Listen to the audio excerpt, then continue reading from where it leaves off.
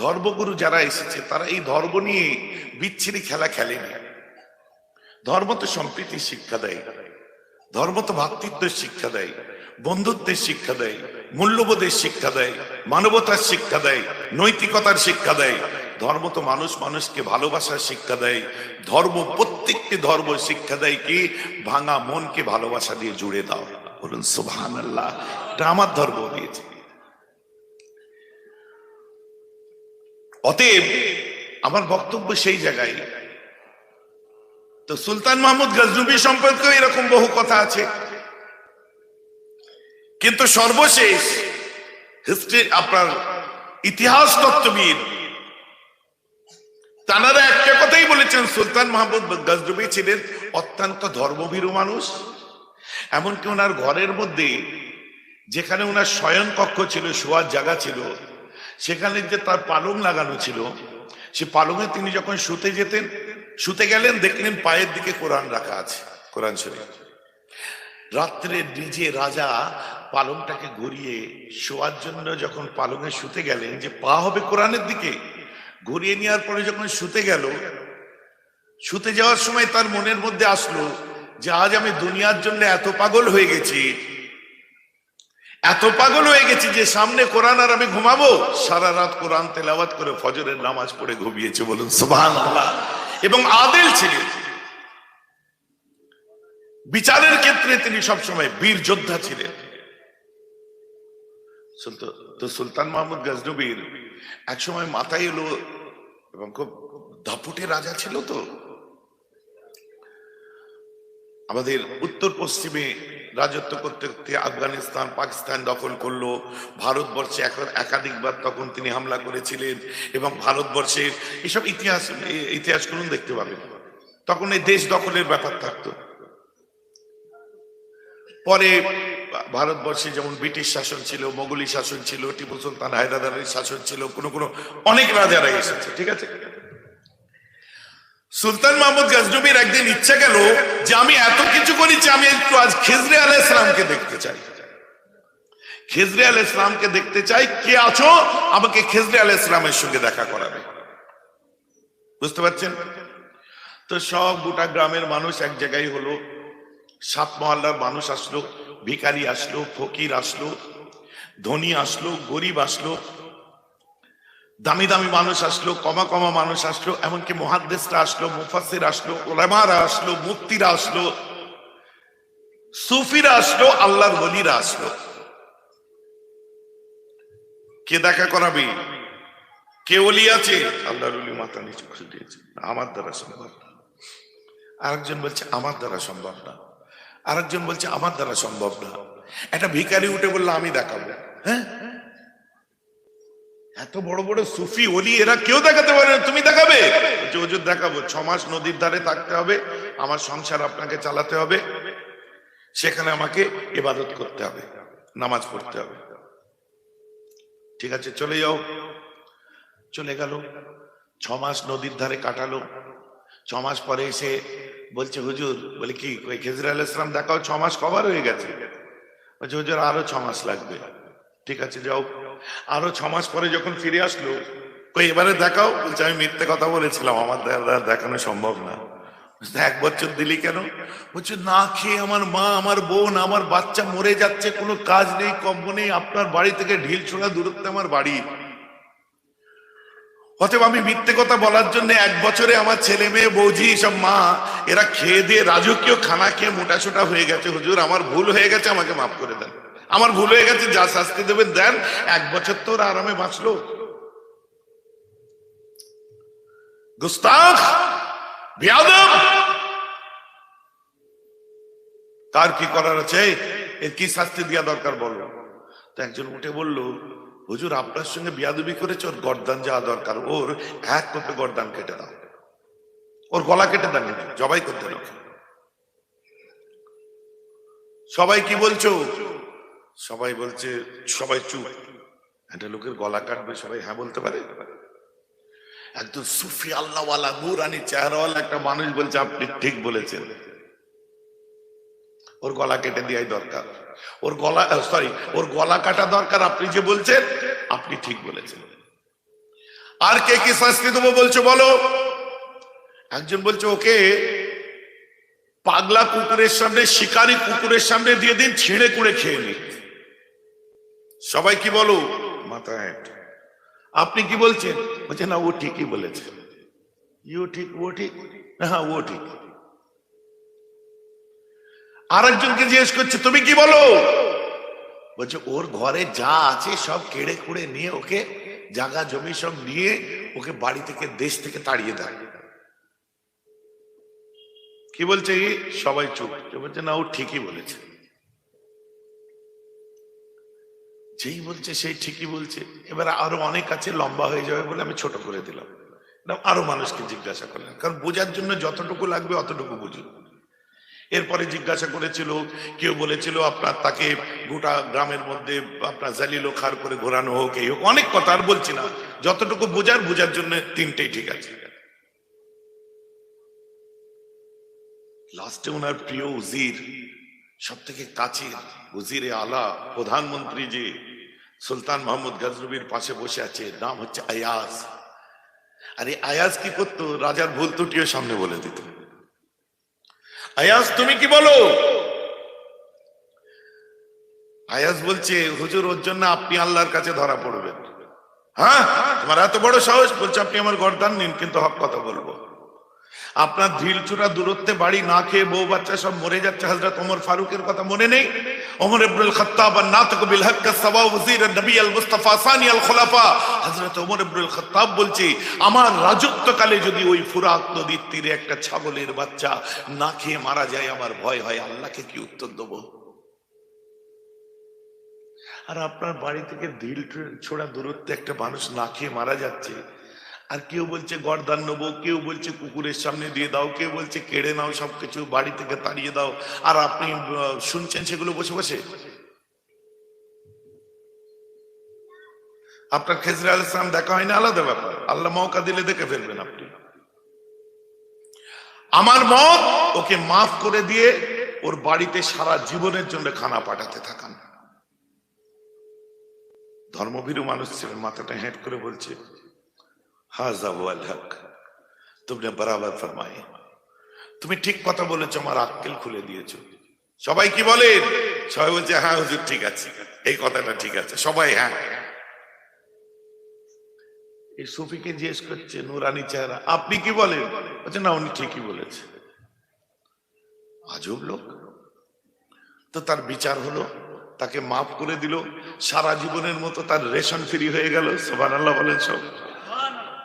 এখন জিজ্ঞাসা করছে, বিচার তো এই লোকের করা দরকার, যেই যা করে সবই বলে ঠিক করেছে, ওকে ধরবে, কাঠ গড়ায় দাঁড় করা, এই সবটা ঠিক বলছে কেন?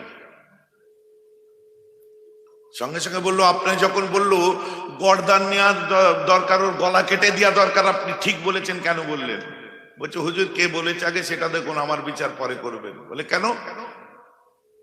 বলছে যে বলছে ওর গলা কাটা দরকার, ও কসায়ের বেটা, ওর কাটাই কাজ, তোর মাথায় যেটা খেলছে ও সেটাই বলেছে। ও যেটা ওর মাথায় আসছে ও সেটাই চিন্তা করছে। আর দ্বিতীয় জন যে বলেছে ওর বাপ, আপনার দেখুন, লক্ষ্য করুন, আপনার শিকারী কুকুর যেখানে পুষে রাখা আছে, ওর বাপ সেখানে ডিউটিতে আছে, তো ওর মাথায় ওর রক্ত কাজ করেছে, ওর কুকুরের কথাই মনে পড়েছে। আর এই যে বলছো সব কেড়ে কুড়ে নিয়ে তাড়িয়ে দাও, ও ঝেড়ে খাওয়া পাটি, ও সারা জীবন ভাই ব্রাদার আত্মীয় স্বজনের জায়গা জমি ঝেড়ে ঝুড়ে নিয়ে তাদেরকে গৃহত্যাগী করেছে, হিংসু, ওর মনের মধ্যে খানদানি হিংসা বিরাজ করছে, তাই ওই হিংসার কথা বলেছে। তো ওর জায়গায় ঠিক আছে, রক্ত তো কথা বলে, হিংসুক মাথায় চিন্তা করলে তো হিংসা আসবেই। হাসছেন কেন আপনারা? আমি কোনো কথা বললি এই যে কি চিন্তা হচ্ছে বলে, যেভাবে চিন্তা করবেন সেভাবে কাজ হবে। কিন্তু হুজুর এখানে বোধহয় সেট করছে কথাটা, আপনি ঠিক আছেন, আপনি আপনার জন্য আপনি ঠিক আছেন, আমি বলছি আপনি ভাবছেন ওইভাবে। তো যে খানদানি কাটা কাজ করবে তার মাথায় কাটাই আসবে, খানদানি হিংসা করতে আরম্ভ করবে বা নিজে হিংসা করবে তার মাথায় হিংসাই আসবে। যে আপনার ছেড়ে দেবো, কেড়ে নেবো, তুলে খাবো, যার কাজ ওই হবে, যাকে দেখবে তাকে দেখি মনে হবে এও তুলে খায়, ঝেড়ে খায়। কথাটা আমার বুঝতে পারছেন? গল্পটা একটু ভারী হয়ে গেল, তাই না? কিন্তু আমি সুলতান মাহমুদ গজনবীর কথা বলেছি, আমার কথা নয়। ইতিহাস করুন, যদি না পড়াশোনা করেন তো আমার কাছে চলুন, শুনুন, কমসে কম এতেবার রাখুন কথার উপরে। এই কেন এই কথা বলছে? ওই একটাই তো বান্দা দাঁড়িয়ে আছে যে বংশের মান রেখেছে। বলে কেন? বুঝে এই জন্যই যে আপনি জানেন না আপনার উজির কে। বলছে কে? বলছে ও আহলে কুরাইশ, রাসূলের খানদানের ছেলে। ও কারো ভয় করে না, সত্য কথা বুক ঠুকে বলেছে। বলুন না সুবহানাল্লাহ। ও জান রইল কি গেল দেখার দরকার নেই, ও বুক ঠুকে সত্য কথা বলেছে। ও জানিয়ে দিন কুরাইশ, আয়াজ তুমি কুরাইশ। নিজে দাঁড়িয়ে পড়েছে, আমার বেয়াদবি হয়ে গেছে, তুমি বসো, আমার সিংহাসনে বসো। আর তা নাহলে তোমাকে আমি ছুটি দিলাম সারা জীবনের জন্য, তোমার ভাতা আমি দেবো, তোমার ওয়ানারিয়াম আমি দেবো, তোমাকে আমার গোলামি করতে হবে না, খেদমত করতে হবে না, আমি বেয়াদব হয়ে যাব। একটা বাদশাহ মাথা ঝুঁকালেন কার কাছে? সেই আপনার কুরাইশ জাদার কাছে, খানদানের রাসূলের কাছে। তোর বংশ কথা বলে, ও যেটা বলছে ও ঠিকই বলেছে, ওর বংশই ওই করেছে। তখন আয়াজ রেগে যে বলছে আপনি দিলেন তো? বলে কি? টাকা পয়সা হোক, মাইনে পাই না পাই, আমি এই যে পাবলিকের মধ্যে থেকে নিজেকে এনজয় করছিলাম, আনন্দ পাচ্ছিলাম, মানুষের দুঃখ ব্যথা বেদনা শুনতাম, আল্লাহর কাছে দোয়া চাইতাম, মনটা কাঁদতো। আর আপনি আমার আজকে রাজ ফাঁস করে দিলেন, আমাকে এখন রেস্ট দিয়ে দিল, আমার উঁচু থাকতে বসিয়ে দিল, তা আমিও আপনার রাজ ফাঁস করে দেবো। বলছি চুপ। বলছে না হুজুর, আমি জানি আপনি কে।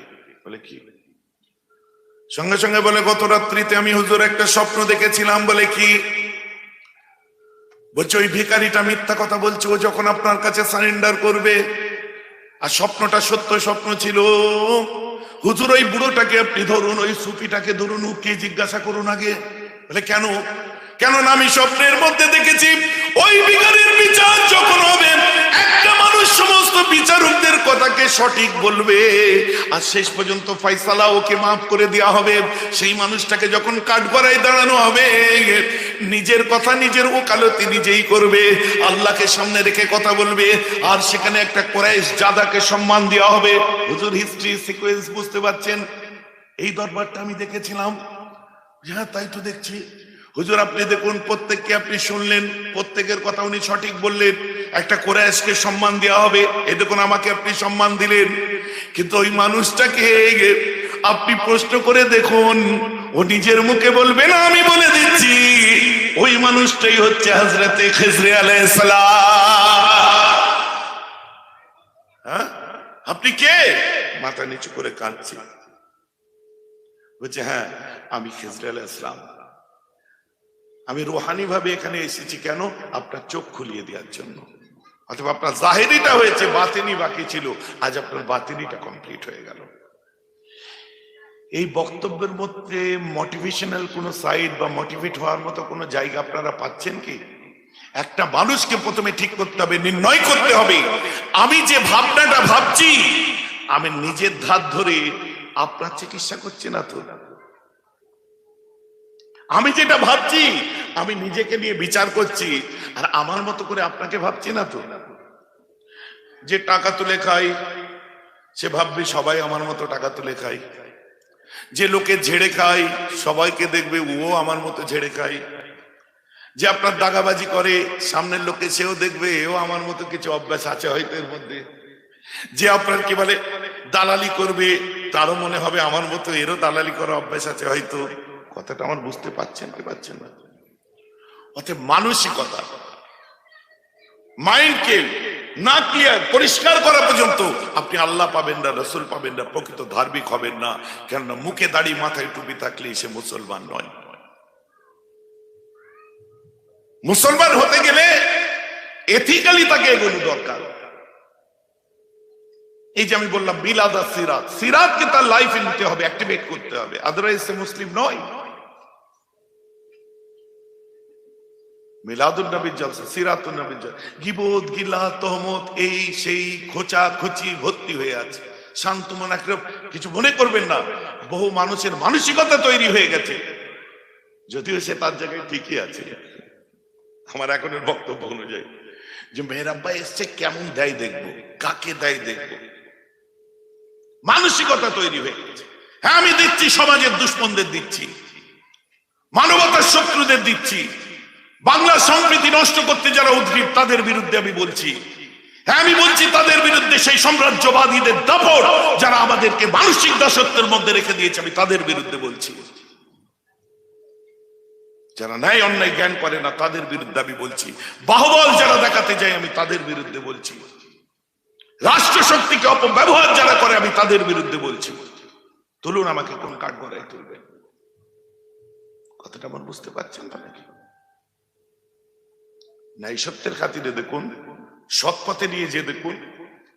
আমাকে কোনো চশমা পরে দেখলে তো হবে না, সাদা পোশাক পরে আছি, আপনি রঙিন চশমায় দেখুন, কি দেখবেন? রঙিন দেখবেন। সবুজ চশমায় দেখুন, কি দেখবেন? সবুজ দেখবেন। লাল চশমায় দেখুন, কি দেখবেন? লাল দেখবেন। অতএব দোষ আমাকে চেঞ্জ হতে বলছেন কেন? আপনি নিজের চশমাটা চেঞ্জ করে নিন। আপনি বুঝতে পারছেন না কি করছেন, কি বলবেন? ওয়াজের মাহফিল, বিলাদের মাহফিল, আল্লাহ রাসূল বাদ দিয়ে যেটাই নিজের রুজি রুটি আছে সেখানে, কিন্তু এটা আমার মুফতি আজম বলে গেছেন, রুজি রুটির তাড়নায় কথা বলো না। ওয়াজের মাহফিল গুলো হচ্ছে কি একটা একটা মাদ্রাসা, বুড়োদের জন্য ওটা মাদ্রাসা, শিক্ষালয়, জ্ঞানালয়। সেখানে বসে যেন জ্ঞান অর্জন করতে পারি। জ্ঞান দেবে কারা? যাদের নিজেদের ভরপুর জ্ঞান থাকবে তারা দেবে। আমি মেয়েরা বাবার মধ্যে জ্ঞান নেই, আমি শুধু আমার মতো করে ম্যানিপুলেট করছি আপনাকে। আমি প্রকৃত ধর্মীয় জ্ঞান দিতে হয়তো পাচ্ছি না, সেগুলো বুঝতে হবে। কথাটা আমার খারাপ লাগছে নাকি শুনতে? ম্যানিপুলেট করা আলাদা জিনিস, জ্ঞান বন্টন করা আলাদা জিনিস। আমি জ্ঞানী নয়, আমাদের মাথায় ঢুকে গেছে যে আমরা শিখাবো, আমরা স্টেজে আগে বসবো, উঁচুতে বসবো, নিচে লোক বসে থাকবে, আমরা জ্ঞান দিতে এসেছি। গাড়ির স্টিয়ারিং এ বসা থেকে জলসা পর্যন্ত মাথায় এসছে আজকে কি শিখাবো, কি শিখাবো, কি শিখাবো। একবার নিজের দিকে তাকিয়ে দেখলাম না যে আমি কতটা শিখেছি। একবার নিজেরা দেখলাম না যে পড়াশোনার বয়স হয়নি, যে আমি যতটা শিখেছি আমার আরো শিখতে হবে।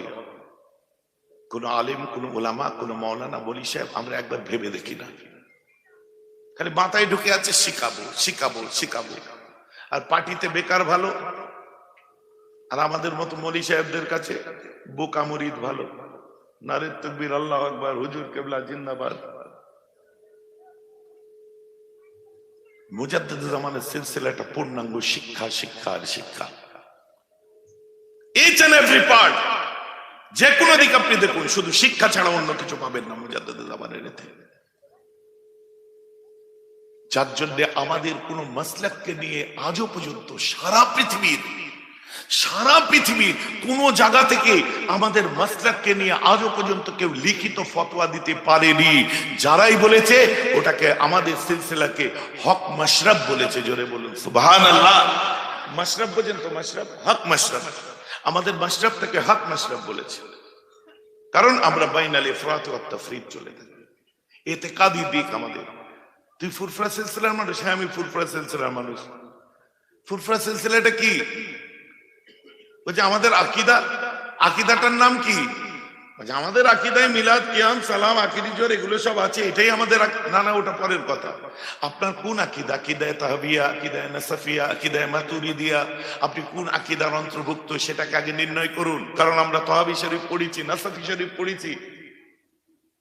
আমাদের মূল আকিদাটার নাম কি? আহলে সুন্নাত ওয়াল জামাত। আহলে সুন্নাত ওয়াল জামাত তো সারা পৃথিবীতে অনেক আছে, কিন্তু আমরা কোন আকিদার অন্তর্ভুক্ত? আহলে সুন্নাত ওয়াল জামাতের কোন আকিদার অন্তর্ভুক্ত এটাও তো আমাদের কাছে ফ্যাক্টর করে। হ্যালো, কথাটা বুঝতে পারছেন কি পারছেন? এইগুলোর জন্য আমাদের ক্লাসের প্রয়োজন, যার জন্য ছেলেরা যায়। আমি বারবার বলি, জলসায় যাব, আসবো, পয়সা হবে, লোক আপনার 2 ঘন্টা শুনবে, ভুলে যাবে। যে একটা ট্রেনিং সেন্টারের প্রয়োজন আছে, যেটা ইতিকাদের উপরে ট্রেনিং হবে, আকীদার উপরে ট্রেনিং হবে। আজকে ওই তাবলীগী জামাতের ছেলেটাকে লক্ষ্য করে দেখুন, ও হাসির দোয়া, কাশির দোয়া শিখেছে বলে ওর অত অহংকার। কথাটা বুঝতে পারছেন? ওই আহলে হাদিসের ছেলেটাকে দেখুন, ও কিছু শিখুক আর না শিখুক, ও আপনার কি বলে ইউটিউবে চোখ একদম দিয়ে রেখেছে, তুতা পাখির বুলির মতো যা বলছে মুখস্থ করে যাচ্ছে। কথা বুঝতে পারছে না? আর তারা যখন পড়ছে, যে কিতাব রেফার করছে সেগুলো পড়ছে। সহিহ বুখারী পড়বে তো তৌহিদ প্রকাশনী ছাড়া অন্য কারো পড়বে না। তৌহিদ প্রকাশনী মানে কি? হাদিসের তাহরির। যদি বলেন কেন এই কথা বলছেন, নাফসি কিতাবের সঙ্গে তৌহিদ প্রকাশনী সহিহ বুখারী মিলান, কাল ফুরফুরায় চলুন। 19 খানা আমি এখন পর্যন্ত ফাইন্ড আউট করেছি যেখানে হাদিসের অর্থই পরিবর্তন করে দিয়েছে। কথাটা বুঝতে পারছেন কি পারছেন না?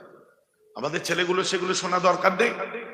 যখনই কিছু বলবেন ভাই কত নাম্বার হাদিসে আছে এটা, সহিহ না জয়ীফ, ওই যে ভাই এটা এত নাম্বার হাদিসে আছে, 18 নাম্বার হাদিসে আছে কিতাবুল ঈমানের মধ্যে। আমি একটা এক্সাম্পল দিচ্ছি, কিতাবুল ঈমান খুলুন, 18 নাম্বার হাদিসে আছে। কিতাবুল ঈমান, কিতাবুল ঈমান, কিতাবুল ঈমান, দাঁড়াও সহিহ বুখারী আছে কিন্তু না, কই 18 নম্বরে এমন হাদিস নেই তো। খুলে দেখবে 18 নম্বরে এমন হাদিস নেই তো। খচ্চর লোক, তুমি তো ওটা 17 নাম্বার লিখেছো, তুমি তো ওই হাদিসটা 17 নম্বরে রেখেছো, 18তে পাবে কোথার থেকে? কথাটা আমার বুঝতে পারছেন কি পারছেন না? হাদিসটা কি আছে? পছন্দ করি গয়েশপুর আল্লাহর ওলির দরবার। কথা বুঝতে পারছেন না? এনার বহু ভক্ত মুরিদ ছিল, বহু ফলোয়ার ছিল, আজও পর্যন্ত চলে গেছে, ফলোয়ারের শেষ নেই। তোমরা পীর ওলি আউলিয়া পছন্দ করো? বেশক করি, কেন করব না? তোমরা বায়াত হও? হ্যাঁ হই। কেন হও? এটা আল্লাহ নবীর সুন্নাত, তাই হই।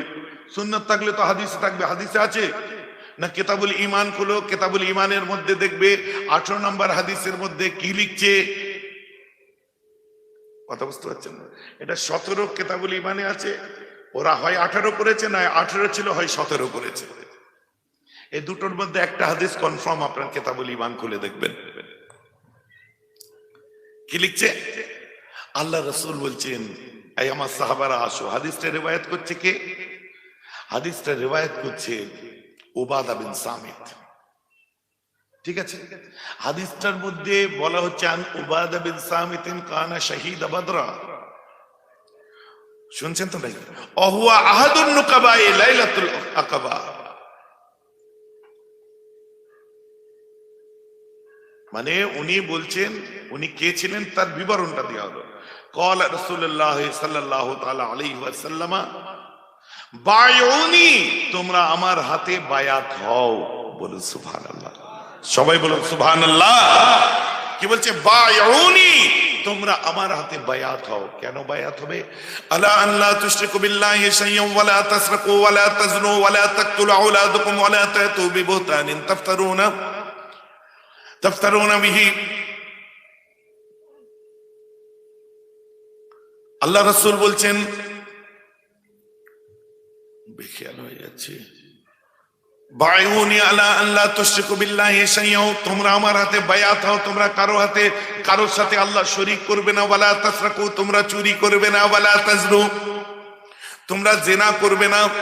ওয়ালা তাকতুলু আওলাদাকুম, মায়ের পেটে সোনোগ্রাফি করে দেখবে মেয়ে আছে, সে নিজের সন্তানকে হত্যা করো না। ওয়ালা তাতু বিবুহতানিন তাফতারুনাহু বাইনা আইদিকুম ওয়া আরজুলাকুম। আলহামদুলিল্লাহ। কি বলছে? তোমরা মানুষের পিঠ পিছে গীবত করো না। ওয়ালা তাসাউ বিমারুফিন, তোমরা ভালো কাজে বাধা দিও না। আও কামা ক্বালা আলাইহিস সালাতু ওয়াস সালাম, অনেক এখানে আছে। কি বলছেন? বায়উনি, ভুলে গেছিলাম, আল্লাহ আবার ইয়াদ করিয়ে দিয়েছেন, আলহামদুলিল্লাহ। বায়উনি, তোমরা আমার কাছে বায়াত হও। আলা আল্লাহ তুশরিকু বিল্লাহি শাইয়্যান, আল্লাহর সঙ্গে কারো শরীক করব না। ওয়ালা তাসরিকু, বায়াত হও, অঙ্গীকারবদ্ধ হও, আমরা চুরি করব না। আমরা তওবা পড়তে যাই, বায়াত হই কিসের জন্য? যে কোনোদিন চুরি করব না, কোনোদিন আপনার আল্লাহর সাথে শরীক করব না। আমরা কি বলে ওয়ালা তাজনু, জিনা করব না। ওয়ালা তাতু বিবুহতানিন তাফতারুনাহু বাইনা আইদিকুম ওয়া আরজুলাকুম, যে কোনো মানুষের পিছনে গীবত করব না। আল গীবাতু আশাদ্দু মিনাল কাতলে, কতলের থেকে বড় গুনার কাজ। আমরা কি করবো? ওয়ালা তাসাউ বিমারুফিন, ভালো কাজে বাধা দেবো না। এই সমস্ত বিষয় ভিত্তিক আমরা অঙ্গীকারবদ্ধ হই, মুরিদ হই, বায়াত হই। মুরাদ থাকে আমাদের আল্লাহ। জোরে বলুন সুবহানাল্লাহ। কেন? উদ্দেশ্য আল্লাহকে পাওয়ার জন্য। এটা বুখারী শরীফের হাদিস।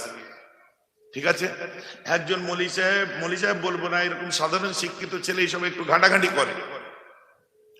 আর আমার ওখানে যে দেখবেন বাংলা প্রচুর কিতাব রাখা আছে, বাংলা বোখারি শরীফ, বাংলা মুসলিম শরীফ, বাংলা মিশকাত শরীফ। কেন বলেন তো? বাংলায় আমরা পড়িনি, আমাদের জন্য আমাদের সময় উর্দু, আরবি, ফার্সি পড়েছি আমরা, কিন্তু বাংলা কেন রেখে দিয়েছি? আমি জানি এরা যখন তর্ক করবে এসে বাংলা কিতাব খুলতে বলবে, আর এরা কিতাব খুঁজবে তৌহিদ প্রকাশনের কিতাব খুঁজবে, আর ঠিক মেপে মেপে সেগুলো এরা রেখে দিয়েছে। যারা শুনছেন মন দিয়ে শুনুন। বলছে হুজুর এই হাদিসটা জয়ীফ নয় তো? আমি কেন জয়ীফ বলছো, জয়ীফ কেন বলছো? বলছে না উসুলে হাদিস বলছে। আমি চমকে উঠলাম, উসুলে হাদিস শিখলো কোত্থেকে? এ তো সোনার কাজ করা পার্টি, এ তো কাপড় কাটা পার্টি, এ তো ব্যবসা করা পার্টি, এ তো জমির দালালি করা পার্টি, এ তো আপনার কথা বুঝতে পারছেন না?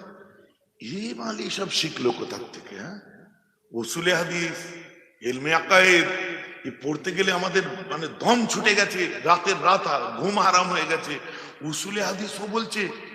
এবার দেখলাম ভাই কি করা হয়, কোথা থেকে পারে না। আমি ব্যবসায়ী মানুষ, এই আলেমুল আমাদের কাছে একটু আপনাদের মতো মানুষদের কাছে বসি। ওই তো তোতা পাখি শেখানো বলি, এ তো তোতা পাখি শেখানো বলি মনে হচ্ছে। বলছে আমি কেন জয়ীফ বলছেন? আর ঠিক বেছে বেছে বেছে বেছে ওর ওই যে হাদিসটা আমি বলছি ওর পরের হাদিসটা সম্পর্কেও নলেজ নেই, আগেরটা সম্পর্কেও নলেজ নেই। গোটা হাদিস থেকে বেছে বেছে এদের মানে মৌলী সাহেব গুলো কিছু কিছু হাদিস বার করে রেখেছে, যে হাদিসগুলো সামনে রেখে হানাফিদের সঙ্গে লড়াই করা যাবে ঠিক বাঁচা সেগুলোই আছে। কথাটা আমার বুঝতে পারছেন আপনারা? ওর আগের হাদিসটা সম্পর্কে জিজ্ঞেস করুন, কোনো নলেজ নেই, পরেরটা সম্পর্কে জিজ্ঞেস করুন, কোনো নলেজ নেই। একদম হাকিকাত বলছি আমি। আর বাকি আরবিতে ইবারত পড়া ভুলে যান, ও ভুলে যান। আরবিতে নিজের নাম আর আব্বার নাম অ্যাড্রেসটা লিখতে বলুন, 2-3 খানা 4 খানা লোহার পেন ভেঙে যাবে।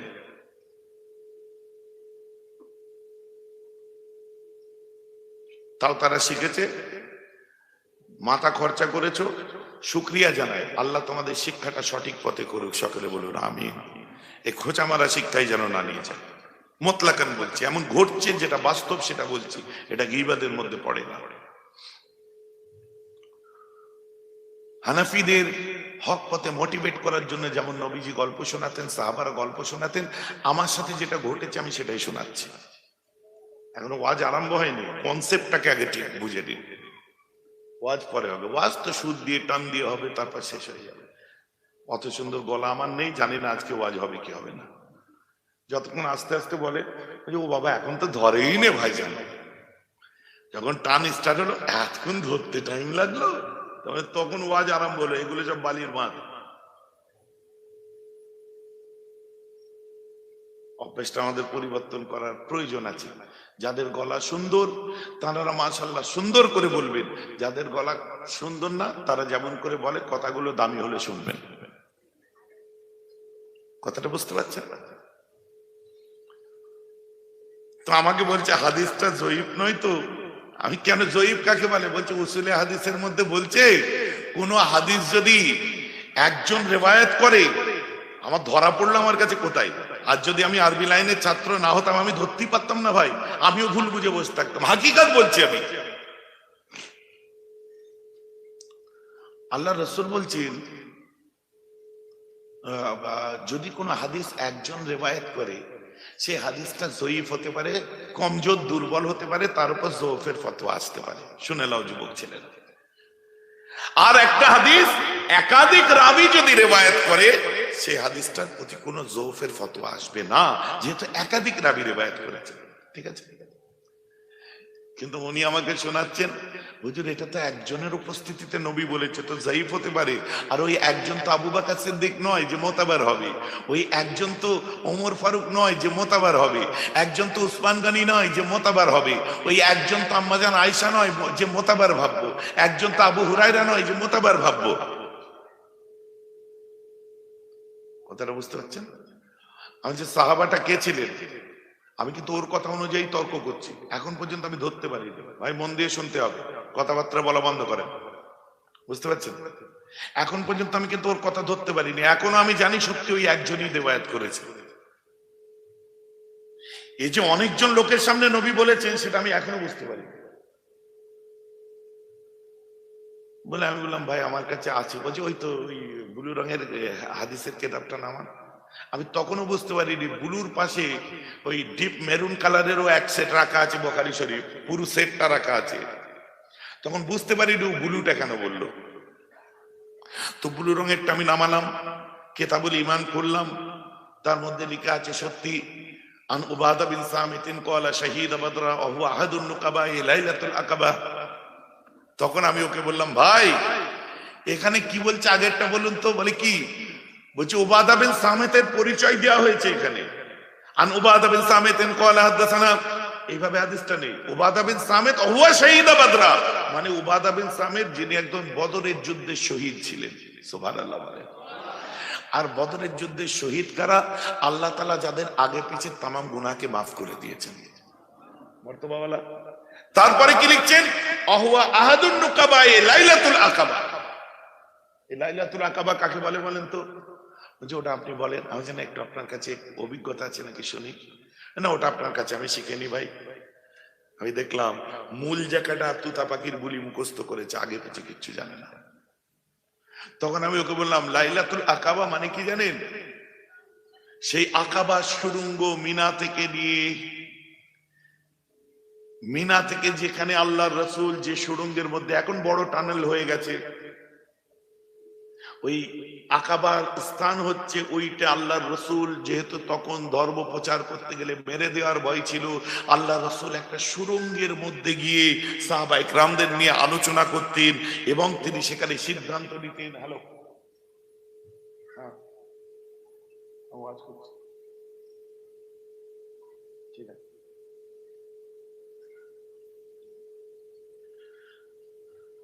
কথা বুঝতে পারছেন না? তো ওই সুড়ঙ্গের মধ্যে আমার রাসূল রাত্রিতে যে সাহাবাদেরকে নিতেন, নেওয়ার পরে আল্লাহর রাসূল ওখানে জিম্মেদার ঠিক করে দিতেন, তোমরা এই কাজ করবে, তোমরা এই কাজ করবে, তোমরা এই কাজ করবে। যেমন নাকি কোরআন পাক খুলুন, মুসা নবীর জমানায় মুসা আলাইহিস সালাম তার আপনার 75 জন নাকিব ছিল। মুসা নবীর 75 জন নাকিব ছিল, ধর্ম প্রচারের জন্য জিম্মেদারি দেওয়া ছিল। কোন ক্ষেত্রে 12 জনের কথা বলা হয়েছে। ঈসা নবী ধর্ম প্রচারের জন্য হাওয়ারিন, জিম্মেদার হাওয়ারিনকে নিযুক্ত করেছিল। বুঝতে পারছেন না? আর আমার রাসূল ধর্ম প্রচারের জন্য 12 জন জিম্মেদার সাহাবা দায়িত্বশীলকে ঠিক করেছিলেন। আমি তখন বললাম আহুয়া আহাদুন নুকাবায়ে লাইলাতুল আকাবা, এই আকাবার রাত্রির উনি একজন নাকিব যাকে রাসূল ঠিক করেছে। এখানে অনেক লাগবে না, নবী যাকে জিম্মেদারি দিয়েছে সবচেয়ে উপযুক্ত, তার উপর সন্দেহ করলে ঈমান চলে যাবে। অতএব উনি একাও যদি বলে হাদিসটা যায়ীফ না, ওটা সহিহ হাদিস। জোরে বলুন সুবহানাল্লাহ। আর সহিহ হাদিস যদি, কথাটা আমার বুঝতে পারছেন তো নাকি? নবী যাকে জিম্মেদারি দেবে সে কত গুরুত্বপূর্ণ মানুষ। 12 জন, 75 জনের মধ্যে নবীজন 12 জনকে বেছে নিয়েছিলেন। তাহলে 12 জনকে তো চুনে বেছে নিয়েছে। তা আপনার কথা অনুযায়ী এটা যায়ীফ না, এই হাদিসটা সহিহ প্রমাণ হয়ে গেছে উসুলে হাদিস অনুযায়ী। নবীর উপযুক্ত, নবীর সিলেক্ট করা একজন জিম্মেদার যদি হাদিসটা রিওয়ায়াত করে, এটা সহিহ। চলুন হাদিসের ভেতরে ঢুকুন। তারপর লিখছে ওয়াহাউলুহু ইসাবাতুম মিন আসহাবিহি। আমি চুপ করে গেছি। এর মানেটা দেখুন তো। বলছে আল্লাহর রাসূল একজন সাহাবীর উপস্থিতিতে বর্ণনা করেন, আমি তো আকাশ থেকে নিচে পড়ে গেলাম, সোফা থেকে মনে হলো আমি চিত হয়ে পড়ে যাব, আমি হাসবো না কাঁদবো খুঁজে পাচ্ছি না। আলেম ওলামা এখানে আছেন ভাই? আলেম ওলামা নেই, সাধারণ মানুষ বলুন। সাহাবা মানে কজন সাহাবা? একজন। আসহাব মানে কত? ইয়েস, কে বললেন কথাটা? আপনি বললেন। আপনি আলেম তো নাকি? বুঝতে পারছেন? একটা সাধারণ মানে আম মানুষ, ভাইকে আমি বলছি না, বোঝাবার জন্য বলছি যে ইসলামিক জাহিলও বলা হয়। সরি ভাই, আমি আপনাকে বলছি না, বোঝার চেষ্টা করছি। ইসলামিক জাহিল যারা যারা কোন রকম কোরআন হাদিস পড়তেও পারে না, তারাও জানে আসহাব মানে বহু বচন। নিশ্চয় ভাই চর্চা করেন বলে বলতে পেরেছেন, আম মানুষও বলে দিচ্ছি। তো ভাইকে আমি আম মানুষের বিশেষণে বিশেষায়িত করছি, নাউজুবিল্লাহ, জাহিল বলে আমি বেয়াদবি করছি না, ব্যথা নিলে মাফ করবেন। কথাটা বুঝতে পারছেন? তো একটা আম মানুষও জানেন সাহাবা মানে এক বচন, আসহাব মানে বহু বচন। ওখানে কথাটা লিখছে কি, ওয়া হাউলুহু, নবীর আশপাশে, ইসাবাতুন মিন আসহাবিহি, এক এক দল সাহাবার একটা ইসাবা মানে গারো দল ছিল। ইসাবাতুন মানে দল, একজনে কি দল হয়? অনেক জনে দল হয়। ইসাবাতুম মিন আসহাবিহি, এক দল সাহাবার সামনে নবী বললেন। আচ্ছা দেখুন, প্রথমে সহিহ সাব্যস্ত হয়েছে, আর আপনি যে বলছেন একজনের উপস্থিতি সত্যি লেখা আছে, বলে হ্যাঁ লেখা আছে। আমি এটা যে লিখেছে ইন্টেনশনালি যদি লেখে তার বউ তালাক হয়ে গেছে। ভাই আমার কথা বুঝতে পারছেন? যদিও ইচ্ছাকৃত লেখে ওর বউ তালাক হয়ে গেছে, আর এটা শোনার পরেও যদি কেউ ওইটার উপর আমল করে তার কি হবে এবার বুঝে নিন। প্রত্যেকটি আলেম ওলামা, অন্ধ, মাদ্রাসার স্টুডেন্ট, সাধারণ মানুষকে জিজ্ঞেস করুন, সাহাবার বহু বচন আসহাব, অনেক সাহাবা। বলছে ওয়াহাউলুহু ইসাবাতুম মিন আসহাবিহি, আল্লাহ রাসূলের আশপাশে একদল সাহাবা ছিলেন, আর একদল সাহাবা যখন শুনেছে বারহাক বারহাক বারহাক, হাদিসটা সহিহ, যার জন্য উলামায়ে দেওবন্দ যারা ছিলেন দেখো তারাও বায়াত করে গেছে, উলামায়ে ফুরফুরা তারাও বায়াত করে গেছে, উলামায়ে বেরেলভি তারাও বায়াত করে গেছে। কথা বুঝতে পারছেন না? হকপন্থী। এবারে দেওবন্দীদের থেকে তাবলীগী জামাত বেরিয়ে এসেছে, বেরেলিদের থেকে আবার সেজদা পার্টি বেরিয়ে এসেছে। কথা বুঝতে পারছেন না? আমি আকাবিরদের কথা বলছি। কথাটা বোঝা যাচ্ছে কি যাচ্ছে না? আকাবিরদের কথা আমি বলছি। অতএব আজকে আহলে হাদিস যারা করবেন, আমি আপনাদের বলবো কি ভরসায় করছেন? আপনার সামনে সোনা দিচ্ছি না গিল্টি দিচ্ছি? আমি গিল্টিকে সোনা বলে দিলে আপনি, আমি ব্রোঞ্জকে সোনা বলে দিলে আপনার যাচাই করার ক্ষমতা নেই, আপনি তো সোনা বলেই নিচ্ছেন। তেমন বুখারী শরীফের হাদিসের মানে বিকৃত করে আপনার সামনে বাংলায় দিয়েছে, আপনি ফটফট করে পড়ে দেখিয়ে দিচ্ছেন, দেখো এত নম্বর হাদিসে এই লিখেছে। আর কাকে দেখাচ্ছেন? আম মানুষকে। আমাকে তো দেখাচ্ছেন না। ওই জন্য আমাদের ছেলেদের আমি বলি সাবধান, ইউটিউবে কে কখন কি দেখিয়ে দেবে, এর থেকে বড় হুজুর নাকি? না, আগে দেখতে হবে এই হুজুরটা কে, ও আহলে হাদিসের, এই হুজুরটা কে, ও শিয়া, ও রাফেজি, ও খারেজি, ও মুতাজিলা, ও জাহমিয়া, ও জাবারিয়া, ও মুজাসসিমা, ও আহলে তাশাইয়ুর, ও ইসনা আশারা, ও মুজাসসিমা, ও কে? যে বক্তব্য দিচ্ছে সে বান্দাটা কে? হুজুর পারছেন কোন এই ৭৩টা ফিরকা এসেছে, ফরাইদদের মধ্যে থেকে কোন ফিরকার মধ্যে সে পড়ে? যদিও আপনার মুতাজিলা হয়, আমার সঙ্গে চলবে না, কিন্তু কথাগুলো তার দলিল অনুযায়ী সে বলছে। ও শিয়া হলে আমার সঙ্গে তার চলবে না, ও তার দলিল অনুযায়ী বলছে। অথবা আহলে হাদিস হলে আমার চলবে না। সারা পৃথিবীর মুখে শুনে রেখে দিন, ইসলামিক শিক্ষার শীর্ষস্থানে যে দেশটা, ওটার নাম হলো সিরিয়া। সিরিয়া দামেস্ক, সিরিয়া দামেস্ক। দ্বিতীয় স্থানে হচ্ছে মিসরের আল আজহার। এইরকম ওয়ার্ল্ডের লেবানন থেকে আরম্ভ করে সারা বিশ্ব, সারা পৃথিবী, ওরা আজকে সার্টিফিকেট দিচ্ছে কি, যে সারা পৃথিবীর মধ্যে ৯৭% মুসলমান মিলাদুন নবী সেলিব্রেট করে থাকে, এটা জায়েজ করার দিয়েছে। জোরে বলুন সুবহানাল্লাহ।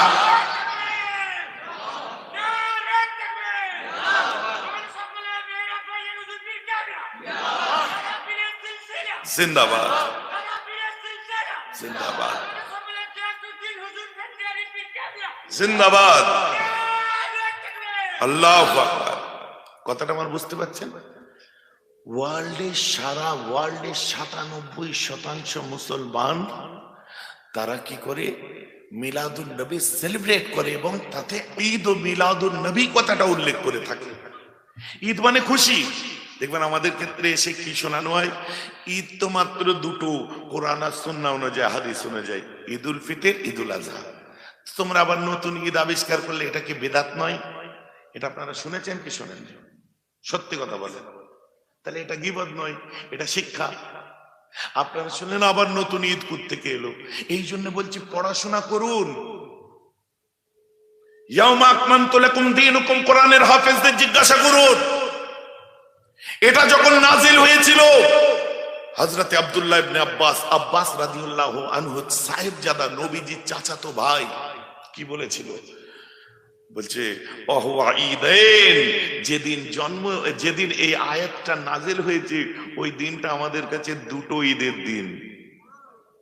জোরে বলে যাবে, আদবের সাথে বলেন সুবহানাল্লাহ। বলছে কেন? ওটা তো একদিনে নাজিল হয়েছে। তিরমিজি শরীফ খুলুন, বাবার কথা না আমার, ওটা তো একদিনে নাজিল হয়েছে। বলছে না, একদিনে নাজিল হলেও ইয়াউমা আকমালতু লাকুম দীনুকুম যেদিন নাজিল হয় ওই দিনটা আরাফাতের দিন ছিল আর জুমার দিন ছিল। তাই আমাদের কাছে আরাফাতও ঈদ হয়ে গেছে, জুমাও ঈদ হয়ে গেছে। বলুন সুবহানাল্লাহ। এবার আসুন, হাদিস পাকে তো আরো দুটো ঈদ বেরিয়ে গেল, এখন কি বলবেন?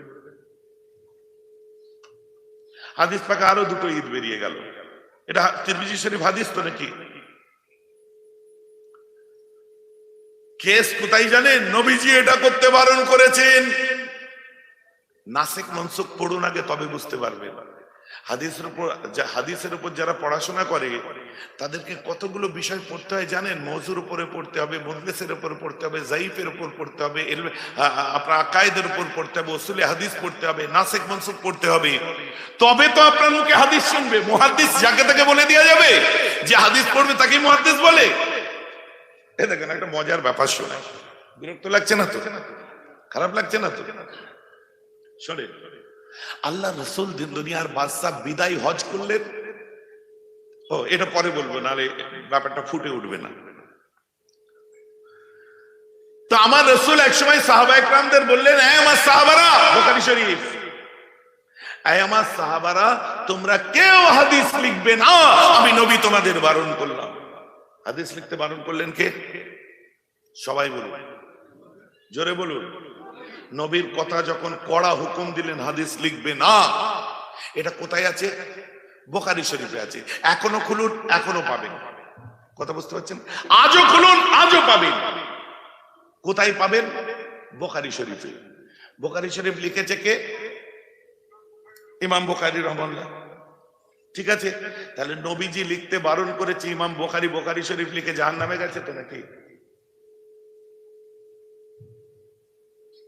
হ্যালো, ওয়াজ বুঝতে পারছেন? নবীজি বুখারী আর এক্ষুনি বুখারী আনুন, আমি দেখিয়ে দিচ্ছি। নবীজি বললো তুমি হাদিস লিখবে না, আমি বারণ করছি তোমরা হাদিস লিখো না। তাহলে মুসলিম শরীফ লিখে ইমাম মুসলিম জাহান্নামে গেছে তো, ইমাম তিরমিজি জাহান্নামে গেছে তো, ইমাম ইবনে মাজাহ জাহান্নামে গেছে তো। কথাটা বুঝতে পারছে? সাহাবাদের মধ্যে হাদিসের কিতাব লিখেছিলেন মুসান্নাফে আবি শাইবা, মুসান্নাফে আব্দুর রাজ্জাক, এনারা সব জাহান্নামে গেছে তো। নবী হাদিস লিখতে বারণ করেছে আর সাহাবারা লিখে বসে আছে।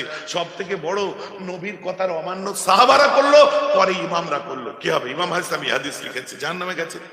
ইমাম তাকিউদ্দিন সুবকি জাহান্নামে গেছে, ইমাম তিবরানি জাহান্নামে গেছে, ইমাম হালুফি জাহান্নামে গেছে, সিরাত হালুফিয়া লিখছে।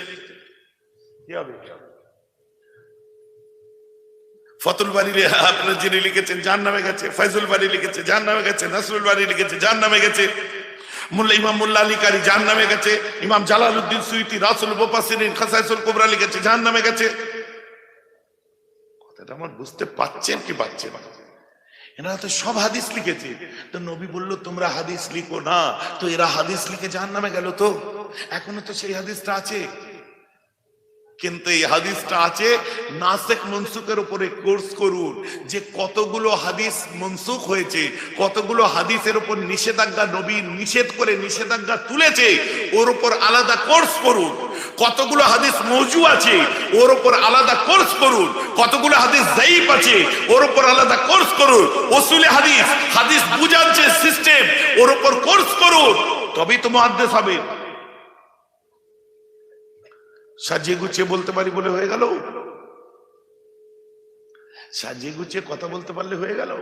আর আজকের আলোচনা কি আলোচনা আপনারা বুঝতে পারছেন?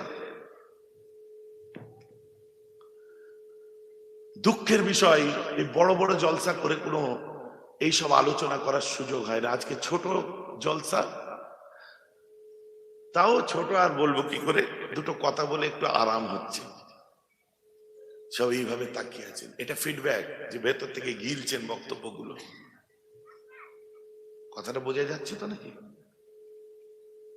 তো নাসেখ মনসুখ করতে হবে। এই হাদিসটা নবী নিষেধ করেছিলেন কখন? আল্লাহ রসুল যখন হুজ্জাতুল বিদা করলেন, শেষ হজ করলেন। শেষ হজ করার পর আমার নবীজি কতদিন হায়াতে ছিলেন? আমার নবীজি 81 দিন হায়াতে ছিলেন। হুজ্জাতুল বিদা মানে নবীজি শেষ হজের পরে আল্লাহ রসুল 81 দিন দুনিয়ায় বেঁচে ছিলেন। এই 81 দিন আমার রসুল কোনো যুদ্ধ বিগ্রহ করেননি। আমার এই 81 দিন আমার রসুল গোটা কোরআনটাকে তিনি সাজালেন। যার যার কমপক্ষে 50 জন কাতেবে ওহী ছিলেন। এই 50 জনের কাছ থেকে যার যার কাছে কোরআনের খণ্ড অংশগুলো আছে সেগুলো একত্রিত করলেন। কোন সূরাটা আগে যাবে কোনটা পরে যাবে সাজালেন। সাজাবার পরে নির্ভুল কিনা ওর প্রুফ দেখা হলো। প্রুফ কিভাবে? জিব্রাইলকে বসিয়ে রেখে আমার রাসূল প্রথমে গোটা কোরআনটা হেফজ শোনালেন, আবার জিব্রাইল পাল্টা নবীকে শোনালেন, আবার নবী শোনালেন, আবার জিব্রাইল শোনালেন। দুবার নবী গোটা কোরআনটা হেফজ করে শোনালেন, দুবার জিব্রাইল আবার ঘুরিয়ে নবীকে শোনালেন। তারপরে বললেন যালিকাল কিতাবু লা রাইবা ফি। জিব্রাইল আলাইহিস সালাম যখন বললেন, আল্লাহ বলছে এতে কোনো ভুল ত্রুটি নেই। There is most probably in the world no other book which has remained in the 15th century with us for at least আজও পর্যন্ত 1500 বছরে কোরআনের জোড়া নেই, কেউ কোনোদিন কলম চালাতে পারবে না। একমাত্র গ্রন্থ আমার নবী দিলেন আর বললেন আমার আল্লাহ একটা গ্রন্থে বজ্রকণ্ঠে বলছে আমার কোরআনে ভুল ধরার চেষ্টা করিস না। আমি আল্লাহ বলছি ওতে সন্দেহ বলতে নাই। কথাটা বোঝা যাচ্ছে তো? জিন্দাবাদ। কথাটা বোঝা যাচ্ছে তো? জিন্দাবাদ, মাশাআল্লাহ। কথাটা আমার বোঝা গেছে না যায়নি? তো কোরআনকে আজও ইরান সোসাইটি দেখুন, বিশ্বের বড় বড় বিদ্বান পণ্ডিতদের দেখুন, কোরআনের উপর তারা রিসার্চ করছে। আজকে কোরআনের আংশিক বার করে নিয়ে বলছে কাফেরদেরকে হত্যা করার কথা কোরআনে বলা আছে। রং। আমার একটা ডিবেট দেখেছিলেন আপনারা নিউজ টাইমসে। তো একজন একটা কোরআন নিয়ে আমাকে দেখাচ্ছে, তিনি আবার মারা গেছেন ভদ্রলোক, কোন একটা সংগঠনের ছিলেন, যাই হোক। বলছে এই দেখুন আপনার কোরআনের এত নাম্বার ভার্সের মধ্যে লিখছে যে কাফেরদেরকে হত্যা করে দাও। আমি তো শুনে খুব মজা নিয়ে নিলাম। আমি শিওর আপনি কি কাফের? না, অমুসলমানরাই তো কাফের। আমি রং, অমুসলমানরা কাফের এ কথা কোরআনে কোনো জায়গায় লেখা নেই, আর কোন মুসলমান মানেও না অমুসলমানরা কাফের। এটা আপনারা বুঝে নিন ভালো করে। আপনাদেরকে কেউ হয়তো বলবে তোদের কোরআনে আমাদেরকে তো কাফের বলেছে। ভুল কথা। কাফের কথার অর্থ কি? কোন হিন্দুকে কাফের বলা যাবে না, কোন হিন্দুকে কাফের বলা যাবে না, কোরআন বারণ করছে। কোন খ্রিস্টানকে কাফের বলা যাবে না, কোরআন বারণ করছে। কোন ধর্মবিরু ধর্ম মান্যওয়ালা কোন মানুষকে কাফের বলা যাবে না, এটা কোরআন বারণ করছে। কি কথা বলছেন? রাইট। এগুলো শুনে আপনাদের অভ্যাস নেই, শুনুন। কাফের কথার অর্থ হচ্ছে কাফন, কাফ করা, চাপা দেওয়া। এক স্রষ্টা, আমার মালিক এক। কথা বুঝতে পারছেন? আমার মালিক এক। মুসলমানরা মানে কোন হিন্দু সম্প্রদায়ের মানুষ থাকলে তাকে জিজ্ঞাসা করুন ব্রহ্মা কজন, স্রষ্টা কজন তোমরা মানো? কি বলবে? এক তো ব্রহ্মা, একই স্রষ্টা। এটা খ্রিস্টানকে জিজ্ঞেস করুন ভাই গড কটা? বলছে গড হচ্ছে একজন। এবার তাদের মধ্যে প্রোটেস্টাইন আছে, রোমান আছে, ক্যাথলিক আছে, উইটনেস আছে, বিভিন্ন রকম আছে। কেউ নিউ টেস্টামেন্ট ফলো করে, কেউ ওল্ড টেস্টামেন্ট ফলো করে। তো গসপেল অফ জনের মধ্যে দেখুন বা গসপেল অফ ম্যাথুতে দেখুন, পরিষ্কার করা আছে যে গড কারা। আমাদের যেমন সূরা বলে, বাইবেলের গসপেলস আছে বিভিন্ন, তারাও বলছে গড হচ্ছে একজন।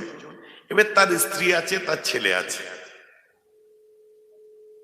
হিন্দু সম্প্রদায়ের মানুষ বলছে স্রষ্টা হচ্ছে একজন, এবার তার বিভিন্ন রূপ আছে, কালী রূপ আছে, দুর্গা রূপ আছে, সরস্বতী রূপ আছে, বিভিন্ন রূপে আমরা পুজো করি। কথা বুঝতে পারছেন না? মুসলমানকে জিজ্ঞেস করুন স্রষ্টা কজন, বলছে একজন। কটা রূপে পুজো করো? বলছে না, আমরা কোনো জিনিসের শরিক করি না, আমরা নিরাকারই, আমরা আল্লাহকে ইবাদত করি। কথাটা আমি ঠিক বলছি না ভুল বলছি? কথাটা বোঝার জিনিস। এখন আপনি লক্ষ্য করে দেখুন, কেউ নিরাকারে বিশ্বাসী, কেউ আকারে বিশ্বাসী। বিশ্বাস কাকে করছে? খোদাকে করছে।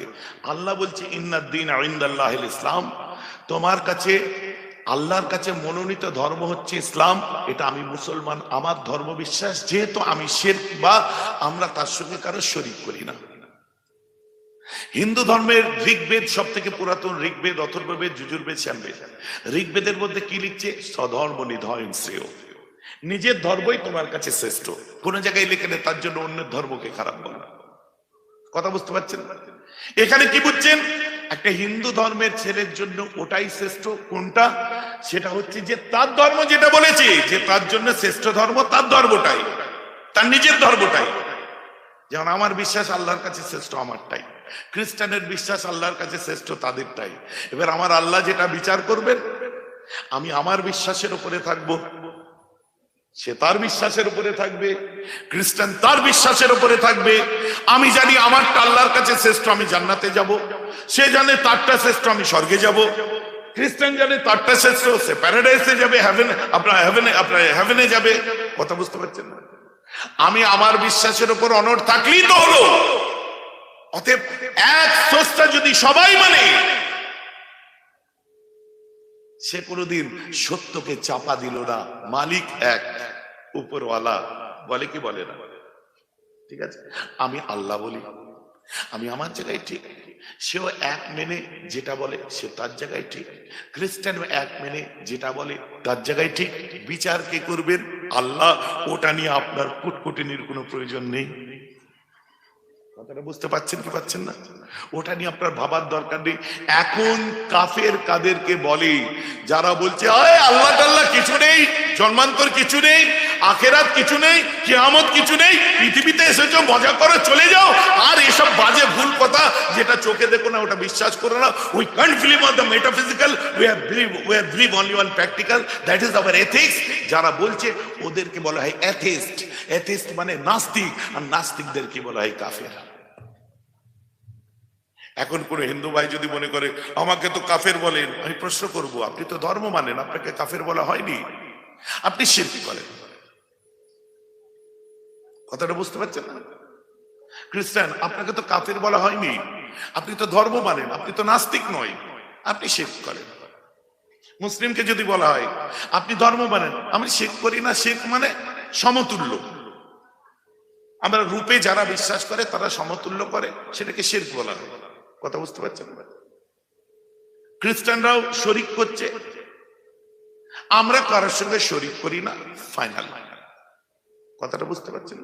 অতএব যারা এইসব কিছুই মানবে না তাদেরকে এথিস্ট বলা হয়, নাস্তিক বলা হয়। অথচ তারা নিজেদেরকে সোশ্যালিস্ট বলে।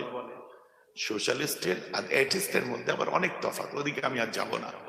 কথাগুলো আমার বুঝতে পারছেন কি পাচ্ছেন না? ভেতরে পরিষ্কার হচ্ছে তো নাকি? একবারে হবে না। বয়সপুরে ট্রেনিং সেন্টার করুন, যেখানে বছরে 2-3 বার আমি আসতে পারবো, না হলে আমার বোর্ডের যে কোনো একজন মেম্বার আসবে, এসে তারা এই সংক্রান্ত আলোচনা করবে। আপনারা নিশ্চয় খবর পেয়েছেন 11টা দেশ মিলে একটা ওয়েবসাইট লঞ্চ করেছি। আপনারা খবর পেয়েছেন জানেন তো?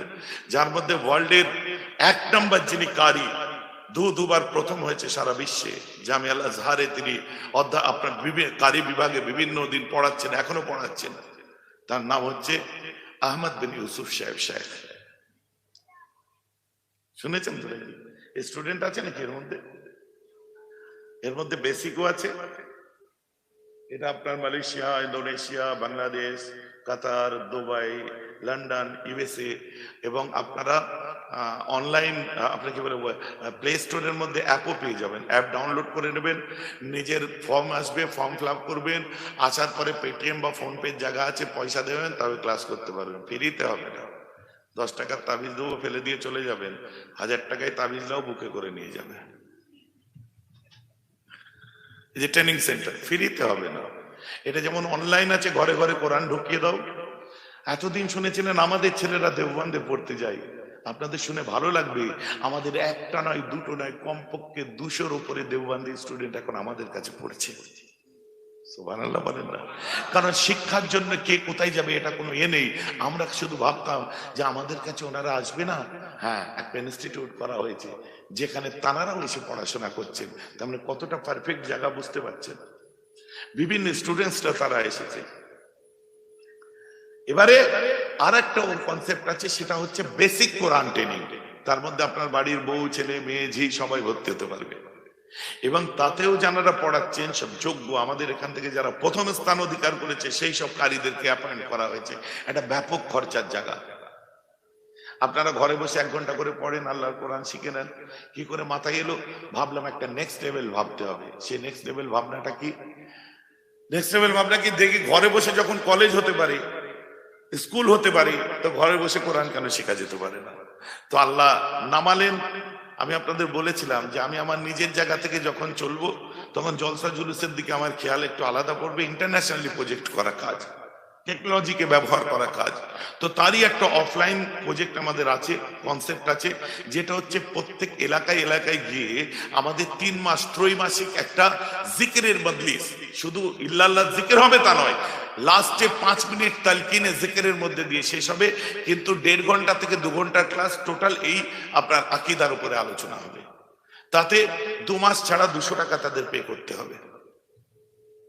প্রজেক্টটা ভালো না খারাপ? সবাই বলবে। মুরব্বীরা তো অনেক কিছু জানেন, আমাদের যুবকদের জন্য প্রয়োজন আছে না নেই? তো আল্লাহর রহমতে 23 না 24টা জায়গায় আমাদের এই অফলাইনও চালু হয়েছে। বয়সপুরেরও অফার জমা পড়েছে, ইনশাল্লাহ বয়সপুরেও চালু হবে। আপনারা খুশি আছেন তো? সবাই খুশি আছেন তো? 3 মাস কি 2 মাস ছাড়া ছুটির দিনে একবার বসতে পারবেন না? পারবেন তো নাকি? বসে আমাদের এগুলো শেখা জানার প্রয়োজন আছে, নাহলে আমাদের ছেলেরা শুধু হই হই করবে। আজকে যে আলোচনাটা হলো, এই আলোচনাটার মধ্যে কি আছে আপনাদের মনে ইতমিনান হলো কি হলো না? আরে সামান্য মরে পর্যন্ত শান্তি নেই। আমার গাড়িটা স্টার্ট দিল, দেখো, আরে দেখো ঠেকে ঠেকে না যায়। ও মকবুলদা আছে, অসুবিধা নেই। ওই 21 বছরের পুরনো গাড়ি, এখনো দাগ লাগতে দিইনি, খুব যত্ন করে রেখে দিই, বুঝতে পেরেছেন তো? আমি যেটা বলছিলাম, এক একজনের এক একটা নেশা হয়। আমার নেশা, আমি কি করবো? কথা বুঝতে, নিজের হাতে মোচামুচি করা, এ করা। নতুন গাড়ি তো সবাইরই চকচক করে, আমার পুরনোটা চকচক করছে, এটার জন্য আপনারা বাবা দেবেন না?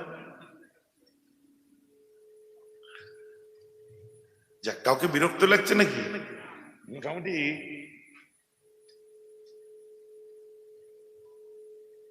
কিছু বুঝতে পারছেন? কতক্ষণ বসে আছেন কেউ বুঝতে পারেননি। তোমাদের কত টাইম হচ্ছে? ওদের 1 ঘন্টা 11 মিনিট হয়ে গেছে। এবার আমাদের শুরুয়াতের স্টার্টিং, যখন স্টার্টিং পয়েন্ট আসবে ওরা তখন শুরু করবে। বসা ওঠা এই সমস্ত, এই যে চাকা, ওগুলো আমাদের হিসাবে কতক্ষণ চলে যাচ্ছে বুঝতে পারছেন? আপনাদের কি বিরক্ত লাগলো? কিন্তু আলোচনাগুলো জ্ঞানের হলো কি হলো না? আরে চিন্তা করেন, জানাজার নামাজ পড়ে পর্যন্ত শান্তি দেন। সেদিন আমাদের এখানে অনেক দিনের কথা, একজন দুনিয়া থেকে বিদায় নিয়েছে, তো তারই জানাশোনা কাউকে নিয়ে আসলো জানাজার নামাজ পড়াবার জন্য, বুঝতে পেরেছেন? আমরা সব জানাজায় দাঁড়ালাম। আমাদের অভ্যেস কি, জানাজা হয়ে গেলে এবারে ইমাম সাহেব বলবে আপনারা সবাই কাতারটা ভেঙে ফেলুন। কাতার ভেঙে দাঁড়ান, বিসমিল্লাহর সঙ্গে 3 বার আলহামদুলিল্লাহ, 10 বার কুল আল্লাহ, 11 বার দরুদ শরীফ পড়ুন। ইসালে সওয়াব হবে, দোয়া হবে, সবরসানি হবে। বলে কি বলে না? সালাম ফিরে আর দাঁড়িয়ে আছে, এবার বলবে আমরা অলরেডি পড়া আরম্ভ করে দিয়ে আগে, বলার আগে করে দিন না। কেন? জানি যে এখন দোয়া হবে একটা, তারপরে কবর দেওয়ার পরে আবার একটা দোয়া হবে। তো এই দোয়াটা এখন কেন হচ্ছে? বহু মানুষ থাকে, কবর দেওয়ার পর পর্যন্ত অত মানুষ থাকে না। হাত তো আল্লাহর কাছে তোলা হচ্ছে, কারণ এর হাত ধরে তো পালানো হচ্ছে না।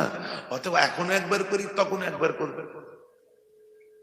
কথা বুঝতে পারছে না? তো আমরা অভ্যস্ত। আমরা শুধু নয়, দেববন্দের ফতোয়া এর উপর জায়েজের ফতোয়া দেওয়া আছে। কোন তাবলীগী জামাতের ছেলে যেন এর উপর আমল করবে না, করলে ফুরফুরার বিরোধী নয়, বিরোধিতা নয়, তোমার দেওবন্দেরও বিরোধিতা করা হয়ে যাবে। কথাটা বুঝতে পারছেন কি পারছেন না?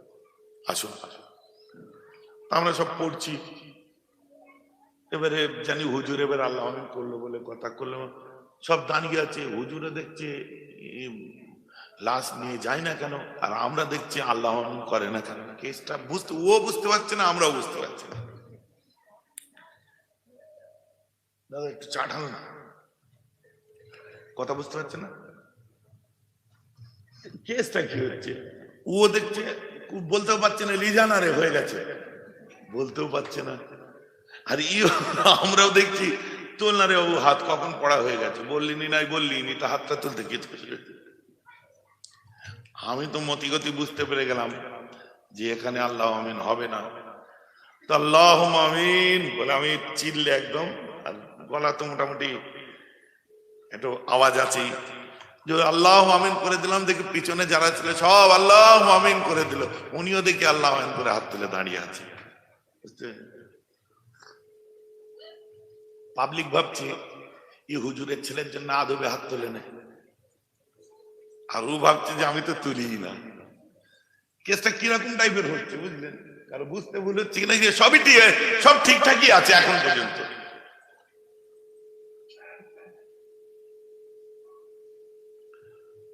যখন দোয়া শেষ হলো, হুশিস করে আমার পাশে এসে দাঁড়ালো, বলে এটা কি করলেন? হেসে বলছে, আমি কি করলাম গো?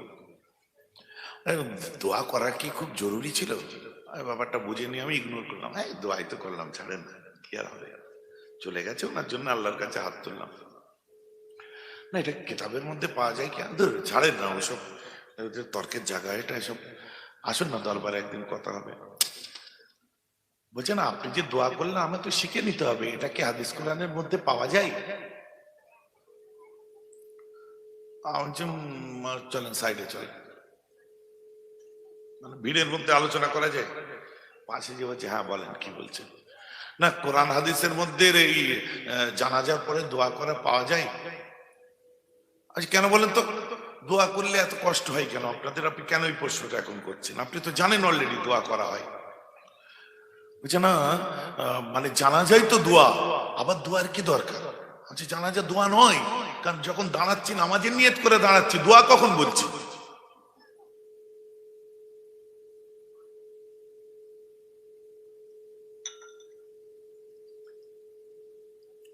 আল্লাহর হামদ, যারা আরবিতে নিয়ত জানেন না বাংলায় করে নিন।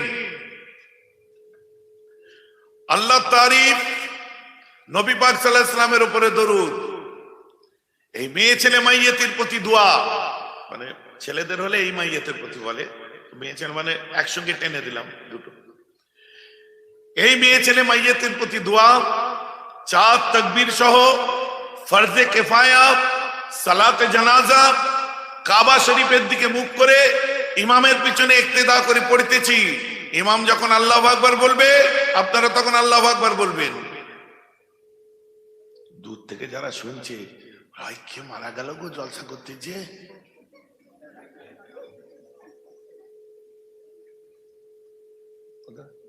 কেউ মারা যায়নি, আমি দোয়া শিখাচ্ছি। এরকম হতেই পারে যে ওদের ওয়াজে একটা জানাজা হয়েছে, জানো না গো জানাজা হয় না, হুজুর নিয়ত করলো, আমি কসম বলছি নিজের কানে শুনেছি, কসম খেয়ে নি, বলছে আল্লাহ কসম আমি শুনলাম আমার কান, আর সত্যি আমি নিয়ত করেছি। এই নিয়ত কখন করে? কেউ মরলেই করে।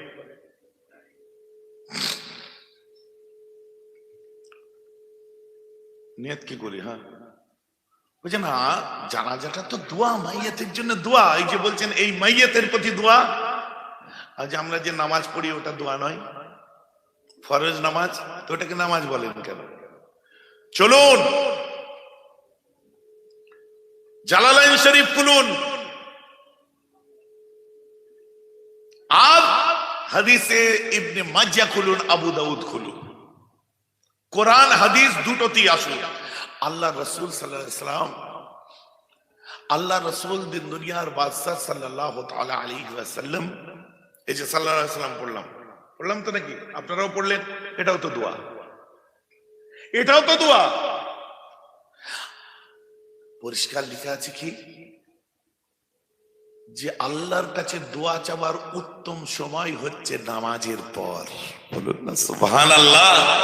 তাই আল্লাহ রাসূল কুল কুতুবে হাদিসে পাবেন, কোন হাদিসটার নাম বলবো, নামাজ শেষ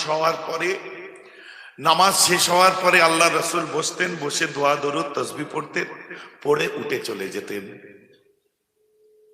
আবার আল্লাহ রাসূল নামাজের পরে বসতেন, নামাজ সালাম ফিরে দোয়া দরুদ তাসবিহ পড়তেন, পড়ে এত কাঁদতেন যে আল্লাহ রাসূলের চোখের পানিতে হাতের তালু ভিজে যেত।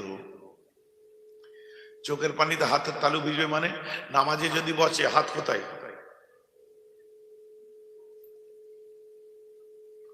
হাত কোথায়, এখানে থাকবে তো হাঁটুতে। আর হাতের এটা তালু না এটা তালু, হাত দিয়ে হাত তুলে দেখান কোনটা তালু, দেখান এটা। তো বাচ্চাও বলছে, এটা মন দিয়ে শুনছে, মাশাআল্লাহ, এটা হচ্ছে হাতের তালু। তো এইভাবে যদি বসেন দোয়া চাওয়ার সময় হাতের তালু ভিজবে কি করে? আচ্ছা এইভাবে বসেছে তো চোখের পানি পড়লে সিনাতে পড়বে নাকি?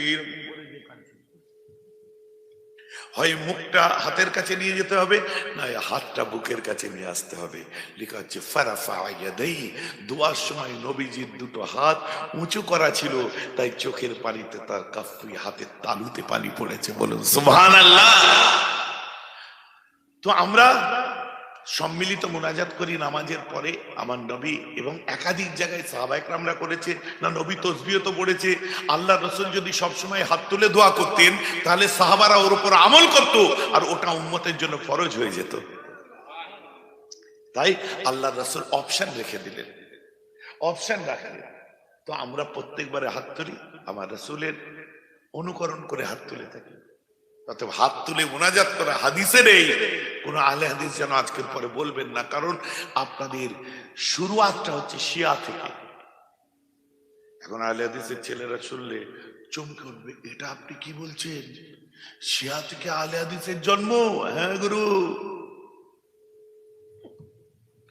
আতুর ঘর কোনটা জানো না তোমরা, ওই জন্য বলি পড়াশোনা করো, এদের পাল্লায় পড়ুনি।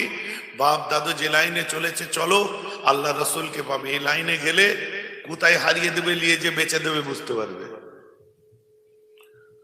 কবর যেন তো শিয়ারা করে এইসব, আপনার এই সমস্ত শিয়ারা করে, ও তো শিয়াদের কাজ। আমাদের খালি কথায় কথায় শিয়া বলে গালাগাল দিয়া এবার অস্ত্র বার করেছি।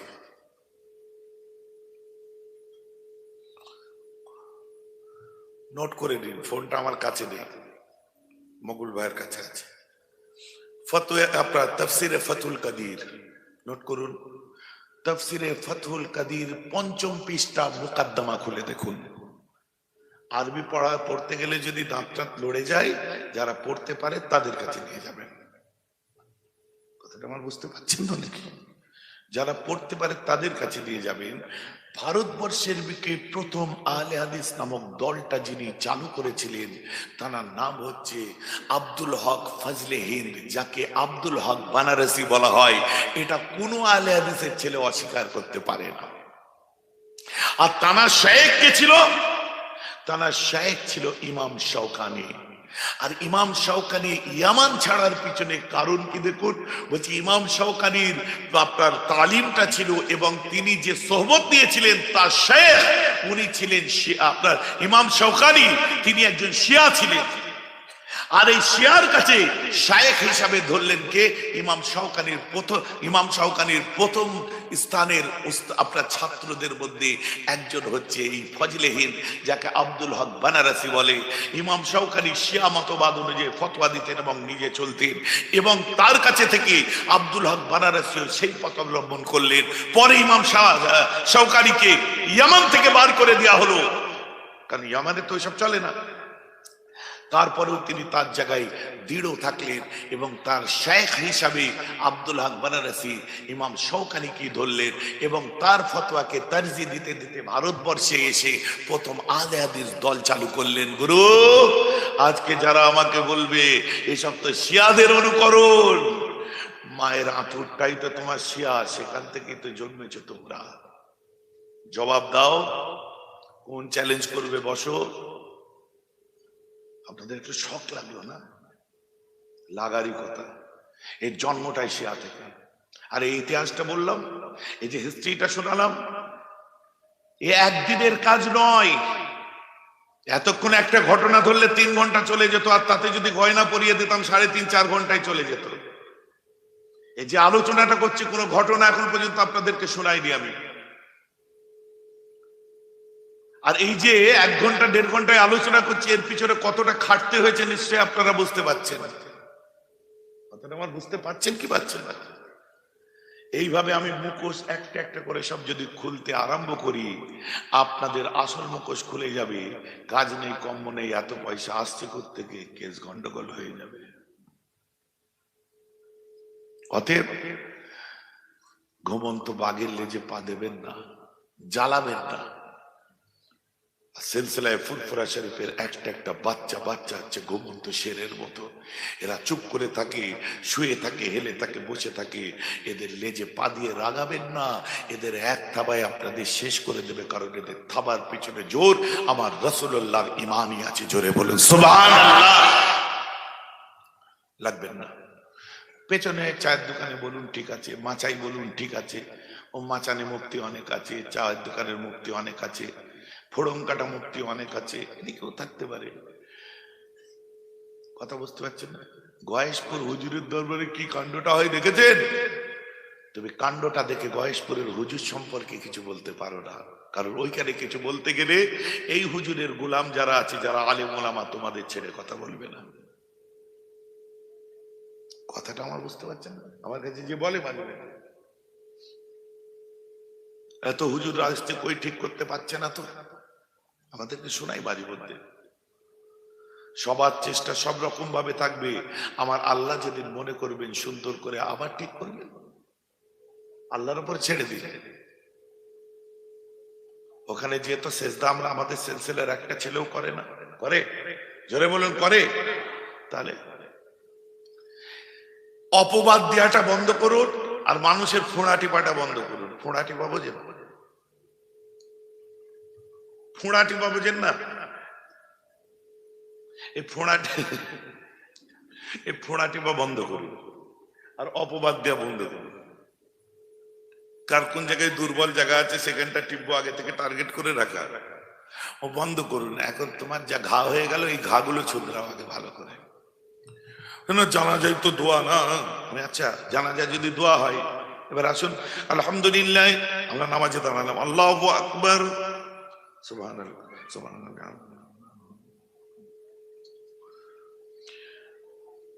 একটু দেরি হচ্ছে, সব কি বলছে ইমাম, সানা পড়ছে, সব এদিক ওদিক তাকাচ্ছে। কই এখনো নামাজ ধরে না কেন? অলরেডি ধরে নিয়েছে। ওকে সুবহানাকা আল্লাহুম্মা ওয়া বিহামদিকা কত বারাক আসমুকা ওয়া আলা জাদ্দুকা ওয়া লা ইলাহা গায়রুকা, একটু পড়তে দে, সময় দে। তারপরে আরম্ভ করলো। আপনারা কিন্তু মন দিয়ে শুনবেন, আর কার পরে কি বলতে হয় আপনারা জানেন। কখন সুবহানাল্লাহ, কখন আলহামদুলিল্লাহ, কখন আমিন বলতে হয় জানেন তো নাকি? এর ইমাম সাহেব কি ধরবে?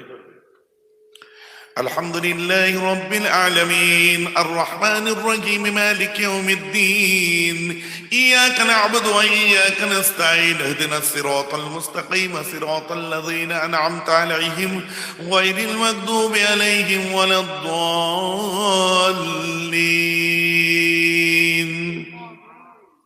সবাই বলেছেন? সকলে বলুন আমিন। বললাম কি বললাম না? আমিন কখন বলে? আল্লাহ আমার আব্বার হায়াতকে দারাজ করে দাও, আমিন। আল্লাহ আমার মায়ের হায়াতকে দারাজ করে দাও, আমিন। আল্লাহ আমার আব্বাকে জান্নাতে আলা মাকাম দান করুন, আমিন। তখনই বলেছে ওয়ালাদ দাল্লিনের পরে কি আমিন? হুজুর আমিন কেন বললেন? ওটা দোয়া, যে জানাজাও দোয়া, ও নামাজে দোয়া, এই দোয়া। আপনি কি নামাজ তুলে দেবেন এবারে? কথাটা বুঝতে পারছেন? তাহলে নামাজই উঠে যাক, যেখানে দেবেন সেটাই তো দোয়া। যাবেন কোথায়? কেসটা কি হচ্ছে? গন্ডগোল লাগছে। এবার আসো, ব্যাপারটা কি? সুবহান রাব্বিয়াল আলা, এটা কি? এটা তাসবিহ। তাসবিহ মানেই তো দোয়া। কথা না? সুবহান রাব্বিয়াল আযীম, এটা কি? হুজুর এটা তাসবিহ, ওইটা মানেই তো দোয়া। আশ্চর্য তোমার আজমত। আশ্চর্য তোমার বড়, এগুলি তো দোয়া বড়প্পন, মানে তোমার আলা মানে কি উচ্চতা, মানে মহান বিশাল। কথা বুঝতে পারছেন? আত্তাহিয়াতু লিল্লাহি ওয়াস সালাওয়াতু তাইয়্যিবাতু কি দোয়া। হে আল্লাহ, তোমার সিজদার ওযুদকে স্বীকার করে নিলাম, তুমি মহান পবিত্র পাক। কি দোয়া নয়?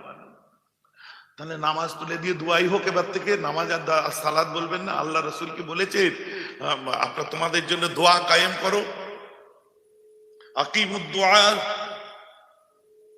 দোয়া কায়েম করো, নাকি বলছে আকিমুস সালাত, নামাজ কায়েম করো? না, ব্যাপারটা কি? জি আলহামদুলিল্লাহর পরে আমিন আমিন বলতে হয়। আল্লাহ রাসূল বলছে যখন তোমাদের ইমাম ইযা ক্বালাল ইমাম গায়রিল মাগদুবি আলাইহিম ওয়ালাদ-দাল্লিন ফাকুলু আমিন, 24 খানা সহিহ হাদিস থেকে প্রমাণিত, 24 আর 12 কত হচ্ছে 36 খানা। এই 36 খানার মধ্যে 12টার দলিল দিয়েছে আহলে হাদিসরা আর 24টার দলিল দিয়েছে হানাফিরা। সুবহানাল্লাহ। ভাইজান, এরা আবার 24টা আলাদা করে দিল কেন? টোটাল আমিন বলার ক্ষেত্রে হাদিসের দলিল 36 খানা একটা কিতাবে জমা করা হয়েছে। যে কিতাবটার কথা বলছি ভালো করে বুঝতে পারছেন যদি কিতাব বুঝনেওয়ালা হন। খালি আল্লামা আলবানি করলে হবে না। বুঝতে পারছেন বলি? বিরক্ত লাগছে না তো? খুব জরুরি জায়গা কিন্তু এটা। তাহলে টোটাল আমিন বলার ক্ষেত্রে 24 খানা একত্রিত করেছে, আরো সাইকড়ো হাদিস আছে। কোরআন পাকের কুতুবে তাফসীর আছে, সব জায়গায় পাবে। অন্যান্য হাদিসের কিতাব আছে আমিন সম্পর্কে। তো আল্লাহ রাসূল বলছেন যখন ইমাম বলবে গায়রিল মাগদুবি আলাইহিম ওয়ালাদ-দাল্লিন ফাকুলু, মানে তোমরা সবাই মিলে বলো। কুলু হচ্ছে এটা বহু বচন, ফাকুল মানে এক বচন, একজনকে বলছে। একজনকে বললে কুল, যেমন নবীকে আল্লাহ বলতেন কুল, নবী আপনি বলে দিন। কুলু আপনারা বলে দিন। তখন কি বলছে? ফাকুলু। যখন ইমাম ওয়ালাদ-দাল্লিন বলবে ফাকুলু, তোমরা সবাই বলে বলো আমিন। আমরা তাই কি বলি? জোরে বলুন। ওই মসজিদে শোনা যায় না কেন? ওই 2-4 জনের শোনা যায় কেন? তাহলে আল্লাহ রসুলের কথার বাইরে আপনারা চলছেন, আর আল্লাহ রসুলের কথার পক্ষে আহলে হাদিসরা চলছে।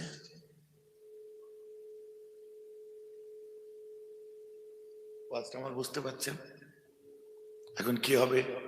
ওরাই তো সহি জায়গায় আছে। হ্যাঁ, ওরা যে জোরে বলে ওটার পক্ষে 12 খানা হাদিস আছে, যে হাদিসের পিছনে ফাকুলু আমিন পর্যন্ত শেষ। আর আমাদের 24 খানার মধ্যে আল্লাহ রাসূল নামাজে 2টো জায়গায় চুপ করে থাকতেন। তার মধ্যে একটা জায়গা হচ্ছে ওয়ালাদ-দাল্লিনের পরে নবীজি আসমানে চুপ করে যেতেন, চুপ থাকতেন। আর একটা কোন জায়গা? সামি আল্লাহু লিমান হামিদার পরে রব্বানা লাকাল হামদ যে বলি, নবীজি চুপ থাকতেন। কেউ কেউ বলছে আচ্ছা চুপ থাকতেন। এক আর কি আমরা আমল করি কিসে? ফাকুলু আমিন, ওই পর্যন্ত রেখে ওরা আমিন আমল করে, আর আমরা আমল করি ওর পরে। আরো কিছু নবী বলছেন ফাকুলু, যখন ইমাম বলবে গায়রিল মাগদুবি আলাইহিম ওয়ালাদ-দাল্লিন ফাকুলু আমিন কাতামিনিল মালায়েকাতু কাদ গাফারাল্লাহু লাকা মা তাকাদ্দামা মিন যামবিকা ওয়া মা তাআখারা। জোরে বলুন সুবহানাল্লাহ। বলছে ফাকুলু আমিন, তোমরা সবাই মিলে আমিন বলো। কাতামিনিল মালায়েকাতু, যেমন করে মালায়েকা ফেরেশতারা আমিন বলে তোমরাও তাদের মতো আমিন বলো। মালায়েকা ফেরেশতাদের আমিন শোনা যায়, আমাদেরও তাই শোনা যায় না। এটা নবী শিখিয়েছে। জোরে বলুন সুবহানাল্লাহ। ওয়াজ বুঝা গেল? চশমা ভাঙলো? হ্যালো, আমার কথা আপনারা বুঝতে পারছেন তো নাকি? কি বুঝা গেল সব মিলিয়ে? এরপর থেকে দেখবেন আমরা যখন নামাজ পড়ি গায়রিল মাগদুবি আলাইহিম ওয়ালাদ-দাল্লিন, আমরা চুপ করি, বলি তো নাকি? পাশ থেকে আমিন, তখন আমাদের সন্দেহ হয়, ও ঠিক না মই ঠিক, ও ঠিক না আমি ঠিক, কি হলো? লাস্টে ও বলছে হাদিসে আছে, তা আমরা আসতে বলি কেন? কি ঠিক বলতে কেন? আমার দাদা হুজুর যা করেছে আমরা তাই করি, মনের ইতমিনান নিয়ে নিলাম। বারহাক এই উলিল আমর মানাটা হচ্ছে ওয়াজিব, বলুন না সুবহানাল্লাহ। কখন? যখন নাকি উসামার যুদ্ধ হয়েছিল। উসামা মানে উসামা বিন লাদেন নয়, জঙ্গির যুদ্ধ না, ও আরেক জঙ্গি ছিল উসামা, বুঝতে পেরেছেন? যখন উসামার যুদ্ধ হয়েছিল, যখন মোরতাদদের বিরুদ্ধে যুদ্ধ হলো, যখন মুনকেরে যাকাতদের বিরুদ্ধে যুদ্ধ হলো, যখন কি উসাইলামা কাজ্জাবের বিরুদ্ধে যুদ্ধ হলো। আল্লাহ রাসূল ইন্তেকালের পরে 4টে যুদ্ধ হয়েছে। আবু বকর সিদ্দিক খেলাফত নিলেন, নেওয়ার পরে বলে চলো যুদ্ধ করতে যাব। সবাই মিলে বললো হুজুর এই মাত্র আল্লাহ রাসূল ইন্তেকাল করেছেন, এখন যুদ্ধে গেলে চলবে না। বলছে না না চলো যুদ্ধে যেতে হবে, তোমরা না গেলে আমি একাই যাবো। উনি ঘোড়ার পিঠে উঠে পড়লেন। কার কার বিরুদ্ধে যুদ্ধ? মিথ্যে নবী দাবি করেছিল, কথা বুঝতে হয়েছে? মুরতাদ, যারা নবী চলে গেছে আর কোনো লাভ নেই, বাপদাদুর ধর্মে ফিরে আয়, তাদের বিরুদ্ধে। আর একটা জাকাত দিতে হবে না বলে অস্বীকারী, তাদের বিরুদ্ধে। এর মধ্যে বহু মানুষ আছে জাকাত মেরে খায়, রাগ করলে হবে না, বুঝতে পেরেছেন? মানে এদের বিরুদ্ধে যুদ্ধ হয়েছে প্রথম ইসলামের নবী ইন্তেকালের পরে প্রথম যুদ্ধ। জাকাত যারা দিত না ঠিকঠাক, তাদের বিরুদ্ধে। আমি কি বুঝবো? আমি তো জাকাত তুলে নিয়ে পাঠি, আমি দেওয়া পাঠি থরি। আমি আমার কথা বললাম। আর প্রথম ওয়াজ মনে রাখবেন, ও কসাইয়ের ছেলে, ওর মাথায় কাটাই আসবে। খারাপ লাগছে নাকি শুনতে? ও তুলে খাওয়ার ছেলে, ওর মাথায় তুলে খাওয়া আসবে। আমি যেটা বলছি মুতলাকান, কারো বিরুদ্ধে নয়। মাথায় সাদা চশমা পরে আমায় দেখুন, রঙিন চশমা লাগাবেন না, কোন হুজুরের চশমা লাগাবেন না, কোন পীরজাদার চশমা লাগাবেন না, কোন মৌলানার চশমা লাগাবেন না, কোন কালারের চশমা না পরে মুজাদ্দেদে জামানের চশমা পরে আমায় দেখুন। কারণ আমার মুজাদ্দেদে জামানের আওলাদ, যত তার আওলাদ আছে, প্রত্যেকের পায়ের ধুলো মেহরাবের চোখের সুরমা, যেহেতু সব কুরাইশ বংশের রত্ন। প্রত্যেকের পায়ের জুতো আমার মাথার তাজ। কিন্তু আমি সবাইকে মেনে চলি না, মেনে চলি বঙ্গপুত্র আবু বকরের রসুলকে, বলুন সুবহানাল্লাহ। এবং তার রসুল যারা মেনে চলেছে, আমি সেই তাদেরকেও, তাদের রসুলটাও মেনে চলি। আমি 5 হুজুরের রসুল মেনে চলি না। 5 হুজুরের চলে না, না 5 হুজুরের কোনো রসুল ছিল না। 5 হুজুর যে দাদা হুজুরের রসুলটা স্প্রেড করেছে।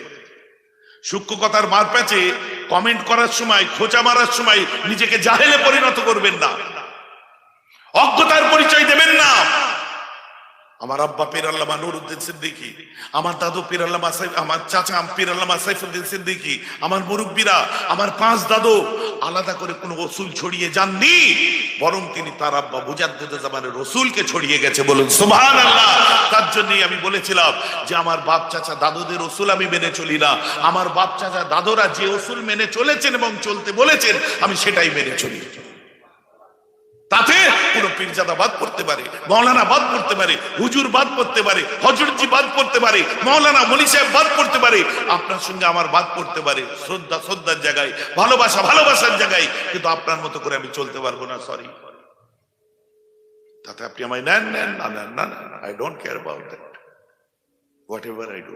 আমি কি করছি আমি নিজে বুঝি, আপনাকে মতো আমি করতে পারবো না। কথাটা আমার বুঝতে পারছেন কি পাচ্ছেন না? বাকি সবার সঙ্গে সবার মহব্বত থাকতেই পারে, খবরদার বলবেন এখন বড় বড় মৌলানা ধরেছো, বড় হুজুর ধরেছো, এসব ছোটখাটো ছোট মনের কথাবার্তা শুনবেন না, বলবেন না, শোনা পছন্দ করবেন না। মুজাদ্দিদে জামানের প্রত্যেকটা আওলাদকে শ্রদ্ধা করি, প্রত্যেকটা হক্কানি আলিম ওলামা, ইভেন ফুরফুরা শরীফ ছাড়াও যত হক মাশরাবের ওলিরা চলে গেছে, প্রত্যেককে শ্রদ্ধা করি। এটাই হবে প্রকৃত উদার মনের ইমানি পরিচয়। হককে শ্রদ্ধা করব, বাতিলকে শ্রদ্ধা করব না। খারাপ লাগছে শুনতে আমার কথা? এবার আজকের পর থেকে আপনি যখন আমিন বলবেন, এখন কি মনে হবে ওরা ঠিক বলছে না মই ঠিক করছি? এখন দেখবেন আমিন বলেও তৃপ্তি পাবেন, কারণ ও বাবা আমাদেরও তো হাদিসের দলিল আছে, বেশক আছে। ওরা 12টা দিয়েছে ওই কিতাবে, আর আমাদের 24টা দেওয়া আছে, ওদের ডবল। ওরা 24টা দিলে আমরা 48টা দেবো, বলুন না সুবহানাল্লাহ। ছেলে খেলা ব্যাপার নয়, স্টাডি করুন, বুঝুন ফলসফা অফ ইসলাম কাকে বলে দেখুন, নিজেকে পিউরিফাই করুন, মাইন্ডসেট করুন। বুঝে অবুঝ হয়ে থাকলে কি হবে? নিজেকে জাজ করুন, নিজেকে আপনার চিন্তা করে দেখুন আপনি কোন জায়গায় আছেন। Either you are mentally strong, either you are strongly mental. কোনটা? হয় আপনি মানসিক ভাবে শক্ত, আর না হলে আপনি শক্ত ভাবে মানসিক ভারসাম্যহীন। হয় আপনি স্ট্রংলি মেন্টাল, একদম মেন্টাল, আর না হলে আপনি মেন্টালি স্ট্রং। কোনটা? কথাটাকে আমি বুঝাতে পারলাম? আমার 14 জন বলতেন না কি অবুঝকে বুঝাবে কে কোথায়, আমি মুখস্থ নেই তো তার সার কথা। জ্ঞানী যারা বুঝে তারা, আমার হুজুর কেবলা বলতেন, আমার মুখস্থ নেই তো এই সার কথা এটাই, যারা জ্ঞানী তারা বুঝতে পারবে, আর যারা অবুঝ তুমি যতই তাদের কাছে যাই এনে দাও তাদেরকে বুঝিয়ে কোনদিন পারা যাবে না।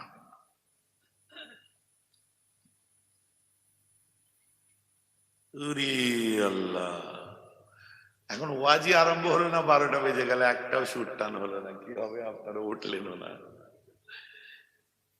ফিনিশ করে দিচ্ছে।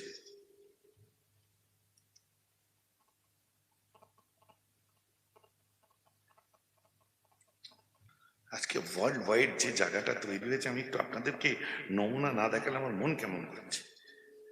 আজকে التصوف خلق فمن زاد عليك في التصوف زاد عليك في الخلق أيضا. Tasawwuf is good character. So whoever improves your character has improved your Sufism. That's what an indigenous definition is. Not an Orientalist definition, not a modern polemical definition, or not the Iranian definition which really problematizes and sometimes persecutes Tasawwuf, but the একদম আমাদের যে কথা বললাম না, all over ওয়ার্ল্ডে, এখানে ফুরফুরা সিলসিলা বলা হয়, 97% মুসলমান। মেরা ভাই হিসাব করতে গিয়ে পেলো, কোথা থেকে উড়িয়ে দিলে, একদিন উড়িয়ে দিয়েছিলেন কথাটা, কিন্তু আজকে তো আর উড়াতে পারবেন না। আর তাসাউফ খুলক, আমরা যে ওয়াজটা করে থাকি, যখন আপনি নিজের মনকে পিউরিফাইড করছেন, ক্যারেক্টারকে পিউরিফাইড করছেন, নিজের চরিত্র আখলাককে আপনি যখন শুদ্ধ করছেন, তখন দেখুন আপনি সুফিজমকেও তত সুন্দরভাবে পাচ্ছেন, তাসাউফকেও আপনি পিউরিফাইড করতে পারবেন। এগুলো আমাদের কোরআন থেকে কতবার শুনেছি, কাদ আফলাহা মান তাযাক্কা ফাযাকারা ইসমা রাব্বিহি ফাসাল্লা। তাসাউফের বক্তব্য আমার শুনেননি আপনারা? কারা? সব সুফিজম, লাদেনপন্থী নয়, বাংলাদেশের মূর্তি ভাঙাপন্থী নয়, আর ত্রিপুরায় মসজিদ নষ্ট করা পন্থী এরা নয়। এরা প্রকৃতপক্ষে ভালোবেসেছে আল্লাহকে, রসুলকে, এরা প্রকৃতপক্ষে ভালোবেসেছে সুফিদেরকে, এরা প্রকৃতপক্ষে ইসলামের মূল জিনিসকে তুলে ধরেছে। আর বাকি আমরা মুসলমান, আমরা হিন্দু কি করছি? ওরা আপনার কুমিল্লায় আপনার যে অন্যায় করলো সে অন্যায় ভারতবর্ষে করলো না, যেমন কর্ম তেমন ফল, ঠিকই আছে। অশান্তি তো এতে বাড়ছে। তা আমাদের কাছে অশান্তি ছড়ানো নয়, শান্তি আপনার স্থাপন করা, শান্তি সম্প্রীতির কথা বলা। আজ মহাপুরুষরা বেঁচে থাকলে তাই করতেন। দুঃখের বিষয়, আমি যে জেলায় জন্ম নিয়েছি, হুগলিতে, রাধাবল্লভী রাজবল্লভী মন্দির আমার জেলায়, বাবা লোকনাথের মন্দির আমার জেলায়, সারদা মায়ের আতুর ঘর আটপুর আমার বাড়ি থেকে 9-10 কিলোমিটার দূরে। সেখানকার যিনি হেড অফ দ্য ডিপার্টমেন্ট শান্তানন্দ মহারাজ, আমরা বসি প্রত্যেক কিছুদিন ছাড়া ছাড়া বসি, আমার দরবারে গল্প টল্প করি। এই যে ভ্রাতৃত্ব বন্ধুত্ব আমাদের মুসলিমদের, দেখুন মুজাদ্দেদ জামান এই জেলায়, এই জেলাতে শুয়ে আছে নূর আলী রহমাতুল্লাহি আলাইহি, হাওড়াতে শুয়ে আছে দেখুন হযরতে সফি আব্দুল মোমেন, থেকে এখানে শুয়ে আছে গয়েশপুর হুজুর থেকে আরম্ভ করে কত বড় বড় আল্লাহর বলি। ব্যান্ডেলে চলে যান, সব ওয়ার্ল্ডের অন্যতম চার্চ আমার ব্যান্ডেলে। সারা বাংলা হচ্ছে শান্তির প্রতীক, আর বাংলার হুগলি হাওড়া আমাদের এই জেলাগুলো হচ্ছে শান্তির দৃষ্টান্ত। বলুন না সুবহানাল্লাহ।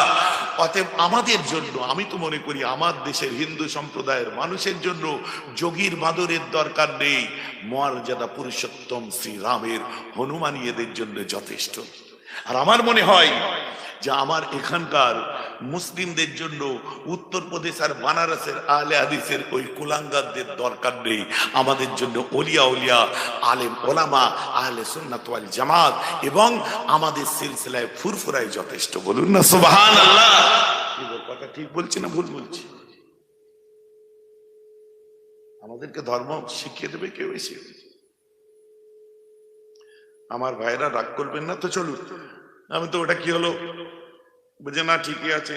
আজ তাহলে জানাজা নামাজ কি করে, কি বলছেন? হ্যাঁ, নামাজের পরে দোয়া চাওয়া হচ্ছে উত্তম কাজ। কে বলেছে? আল্লাহ রসুল বলেছে। এবার আপনি যদি জানাজাকে দোয়া বলেন, দোয়া পড়ার জন্য উজু শর্ত নয়, যখন খুশি দোয়া পড়তে পারি। বাথরুমে যাচ্ছি, ঠিক আছে, বাথরুমে কি উজু করে যাই? বিনা উজুতে যাচ্ছেন, বাথরুমে ঢোকার সময় আগে কোন পা দেবেন? বাঁ পা। মনে থাকে কি? মনে করে যাবেন।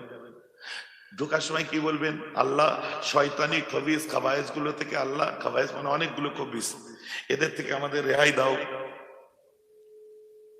আল্লাহুম্মা ইন্নী আউযু বিকা মিনাল খুবসি ওয়াল খাবায়েস। আমাকে এইসব শয়তান, নাহলে ওইখানে ঢুকলে দেখবেন, আমার দরবারে যে দেখে এসেছেন ম্যাক্সিমাম জেনের রোগী যেগুলো ছাড়াই, ওগুলো দেখবেন আপনার এগুলো একটা খেদমত আব্বা করতেন। এখন সেই খেদমত গুলো করা, কারণ জিন আছে তো। ওমা খলাকতুল জিন্না ওয়াল ইনসা ইল্লা লিয়াবুদুন। শয়তান জিন, খারাপ জিনও তো আছে, যাদেরকে কড়া মারা হয়। প্রথম আকাশ থেকে নো এন্ট্রি করে দেওয়া হলো কবে? 12ই রবিউল আউয়াল থেকে 40 বছর। আবার অনেক লম্বা হিস্ট্রিতে চলে যাবে, এসবে যাওয়া যাবে না এখন, বুঝলেন? এমনি 12টা বেজে গেছে আমার, মানে এই ঘড়ি।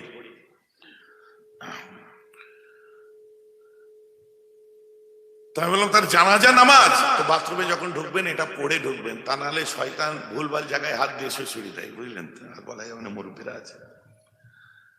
কথা বুঝতে পারছেন না? বলছে শয়তান ওই সময় কি করে, ভুলভাল কাজ করে। বাথরুমে গেলে ওই জন্য দোয়াটা পড়ে ঢুকবেন, আর সত্যি পড়ে ঢুকবেন। উপকার না পেলে আমায় বলবেন। মা বোনদের দেখবেন যত এই সমস্ত মানে ফিতনাগুলো আসে, হাওয়া বাতাস লাগে, সব দেখবেন বাথরুম থেকে হয়, কারণ খবিস জিনিস নোংরা জায়গায় আশ্রয় নেই। কথা বুঝতে পেরেছেন? তো উজু আপনি করেন, বাথরুমে যাওয়ার জন্য হয় না, অতএব বিনা উজুতে দোয়া পড়া যায়। তো দোয়া পড়ার জন্য উজু শর্ত নয়, জানাজা পড়ার জন্য উজু শর্ত। দোয়া পড়ার জন্য কাতার দেওয়া শর্ত নয়, জানাজার জন্য কাতার দেওয়া শর্ত। দোয়া করার জন্য ইমামের পিছনে ইক্তেদা করা শর্ত নয়, দোয়া পড়ার জন্য ইক্তেদা করা শর্ত। উজু করার জন্য নামাজের নিয়ত করা নয়, উজুর জানাজার জন্য নামাজের নিয়ত করা হয়। দোয়া পড়তে গেলে তাহরিমা বেঁধে দোয়া পড়া শর্ত নয়, না জানাজা পড়তে গেলে তাহরিমা বাঁধা শর্ত। দোয়া পড়তে গেলে দোয়ার মধ্যে তাকবীর দেওয়া শর্ত নয়, জানাজায় 4টে তাকবীর দেওয়া শর্ত। আর বলবো এত বলা যায়, যেটা বুঝে নিয়েছেন তো নাকি? আর সময় কাটিয়ে লাভ কি হবে? শেষটা বলে দিই, দোয়া পড়ার জন্য সালাম ফিরে দোয়াতে শেষ করা শর্ত নয়, জানাজা সালাম ফিরে শেষ করতে হয়। এখন বলুন ওটা দোয়া হলো না নামাজ হলো? আপনারা কি বলছেন? এখন খোঁচা মারতে গেলে কি বলে, কই রুকু সেজদা নেই। আল্লাহ শিরক পছন্দ করে না। ওই মুর্দাটা আল্লাহর ওলি যদি হয়, দুনিয়ায় থেকে যদি তুমি রুকু সেজদা করে পাঠাও, তাহলে কবরে যাওয়ার পর একটা যে জাহেলও তার কবরে যে একটা সেজদা দেবে। কথা বুঝতে পারছেন না? তো আল্লাহ শিরকের গন্ধ পর্যন্ত পছন্দ করেন না। তাই জানাজার মধ্যে কেবল রুকু আর সেজদা নেই, আছে কি? আজান আছে জানাজার, আর নামাজ আছে জানাজার। বলুন ভাইজান এটা বেকায়দা আওয়াজ হলো, জানাজায় আবার আজান দেয়? বাবা, যখন জন্মেছিলে কানে দিয়েছিল, নামাজ পড়েছিলে? একামত দিয়েছিল, নামাজ পড়েছিলে?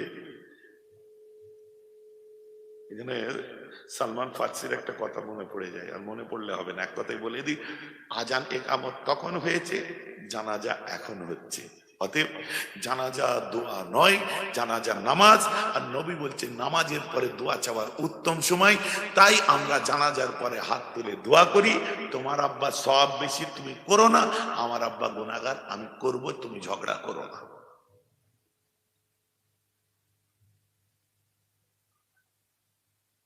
ওয়াজ শেষ। তাহলে ওয়াজ আজকে আর হয়ই না। কথাটা বুঝে গেছে? কিন্তু আমার ভাইরা, আপনারা পয়েন্ট গুলো শুধু মনে রাখবেন, যদি না মনে থাকে এদের চ্যানেলগুলো সাবস্ক্রাইব করে রেখে দেবেন, এদের এগুলো ঘুরিয়ে ঘুরিয়ে শুনবেন, ইনশাল্লাহ যেটা বোঝার আপনারা অটোমেটিক বুঝে যাবেন। সকলে বলুন আলহামদুলিল্লাহ। তাহলে এখন বিদায় নিই। সকলে বিসমিল্লাহর সঙ্গে 3 বার আলহামদুলিল্লাহ, 10 বার কুলু আল্লাহ, 11 বার দরুদ শরীফ পড়ুন, সব রেসানি হবে।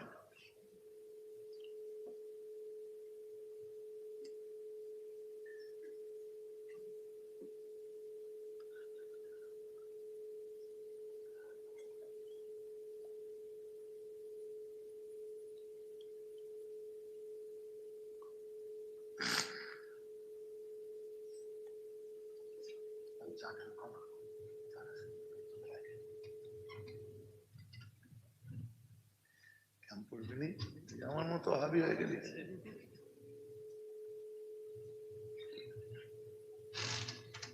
একটু লেট হয়ে যাওয়া মানে অহাবি হয়ে যাওয়া, বুঝলেন? কত অপবাদ আমায় নিতে হয়। মেয়ের আব্বা এখন অন্যরকম হয়ে গেছে, কারণ আমার জলসায় আমি উঠার সময় যে সালাম হয়েছে, সালাম কেমন হলো তো, এবারে কি আবার আমি না করে দোয়া করেছি এক জায়গায়, বুঝতে পেরেছেন? কারণ শুরুতে হয়ে গেছে, হঠাৎ কিন্তু কিছু মানে কি বলবো, মৌলী সাহেব বলে দিলাম মেয়ের আব্বা এখন তো একটু ওহাবি মতো হয়ে গেছে। আমি বলি আমার মতো ওহাবি সবাই হয়ে যাক, মানে নামধারী ওহাবি, আমার মতো নামধারী ওহাবি সবাই হয়ে যাক, তাহলে দেখবেন মাননেওয়ালার সংখ্যা বেড়ে যাবে। আর ওহাবি কথার অর্থ কি বলেন তো? কথা বুঝতে পারেন? মেয়ের আব্বাই শিয়া হয়ে গেছে, আচ্ছা হ্যাঁ আমার মতো শিয়া সবাই হয়ে যাক, কাজ হয়ে যাবে, কারণ শিয়া মানেই দল। কথা বুঝতে হবে ভাই। আনাড়ি যেখানে সেখানে আমার যুবক ভাইদের বলি, যেটাই সেটাই তর্ক করবেন না, যেটাই সেটাই দ্বন্দ্ব লাগাবেন না, শুনবেন বুঝবেন, যেখানে থাকবেন মাইন্ড সেট করে স্ট্রংলি থাকবেন, 100টার উপর আপনি একা ভারী পড়ে যাবেন। কথা বুঝতে পারছেন না? এই যে আজকে যে 2 ঘন্টা আলোচনা হলো, 2 ঘন্টায় পুরো শিক্ষা শিক্ষা। কথা বুঝতে পারছেন না?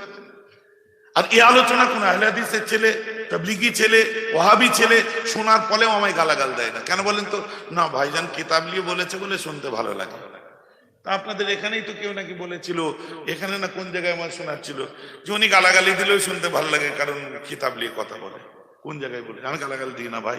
শোনার ভাই, তুমি যে মতেই চলো, তুমি আমার দরবারে গেলে আমি মেহমানদারিও করব। হুজুর আহলে হাদিসদের মেহমানদারি করবেন? বেশক করব। তবলিগদের? হ্যাঁ করব। কথা বুঝতে পারছেন না? আল্লাহ রসুল যদি মসজিদের ওপরে কুফারে কুরাইশদের নিয়ে মেহমানদারি করতে পারে, কথা বুঝতে পারছেন না? আকীদা আলাদা জায়গায় থাকবে, আমার কাছে কেউ যেতে পারে, আসতে পারে, উঠতে বসতে পারে, সে তার মতো চলুক, আমি তো তার মতো চলতে যাব না।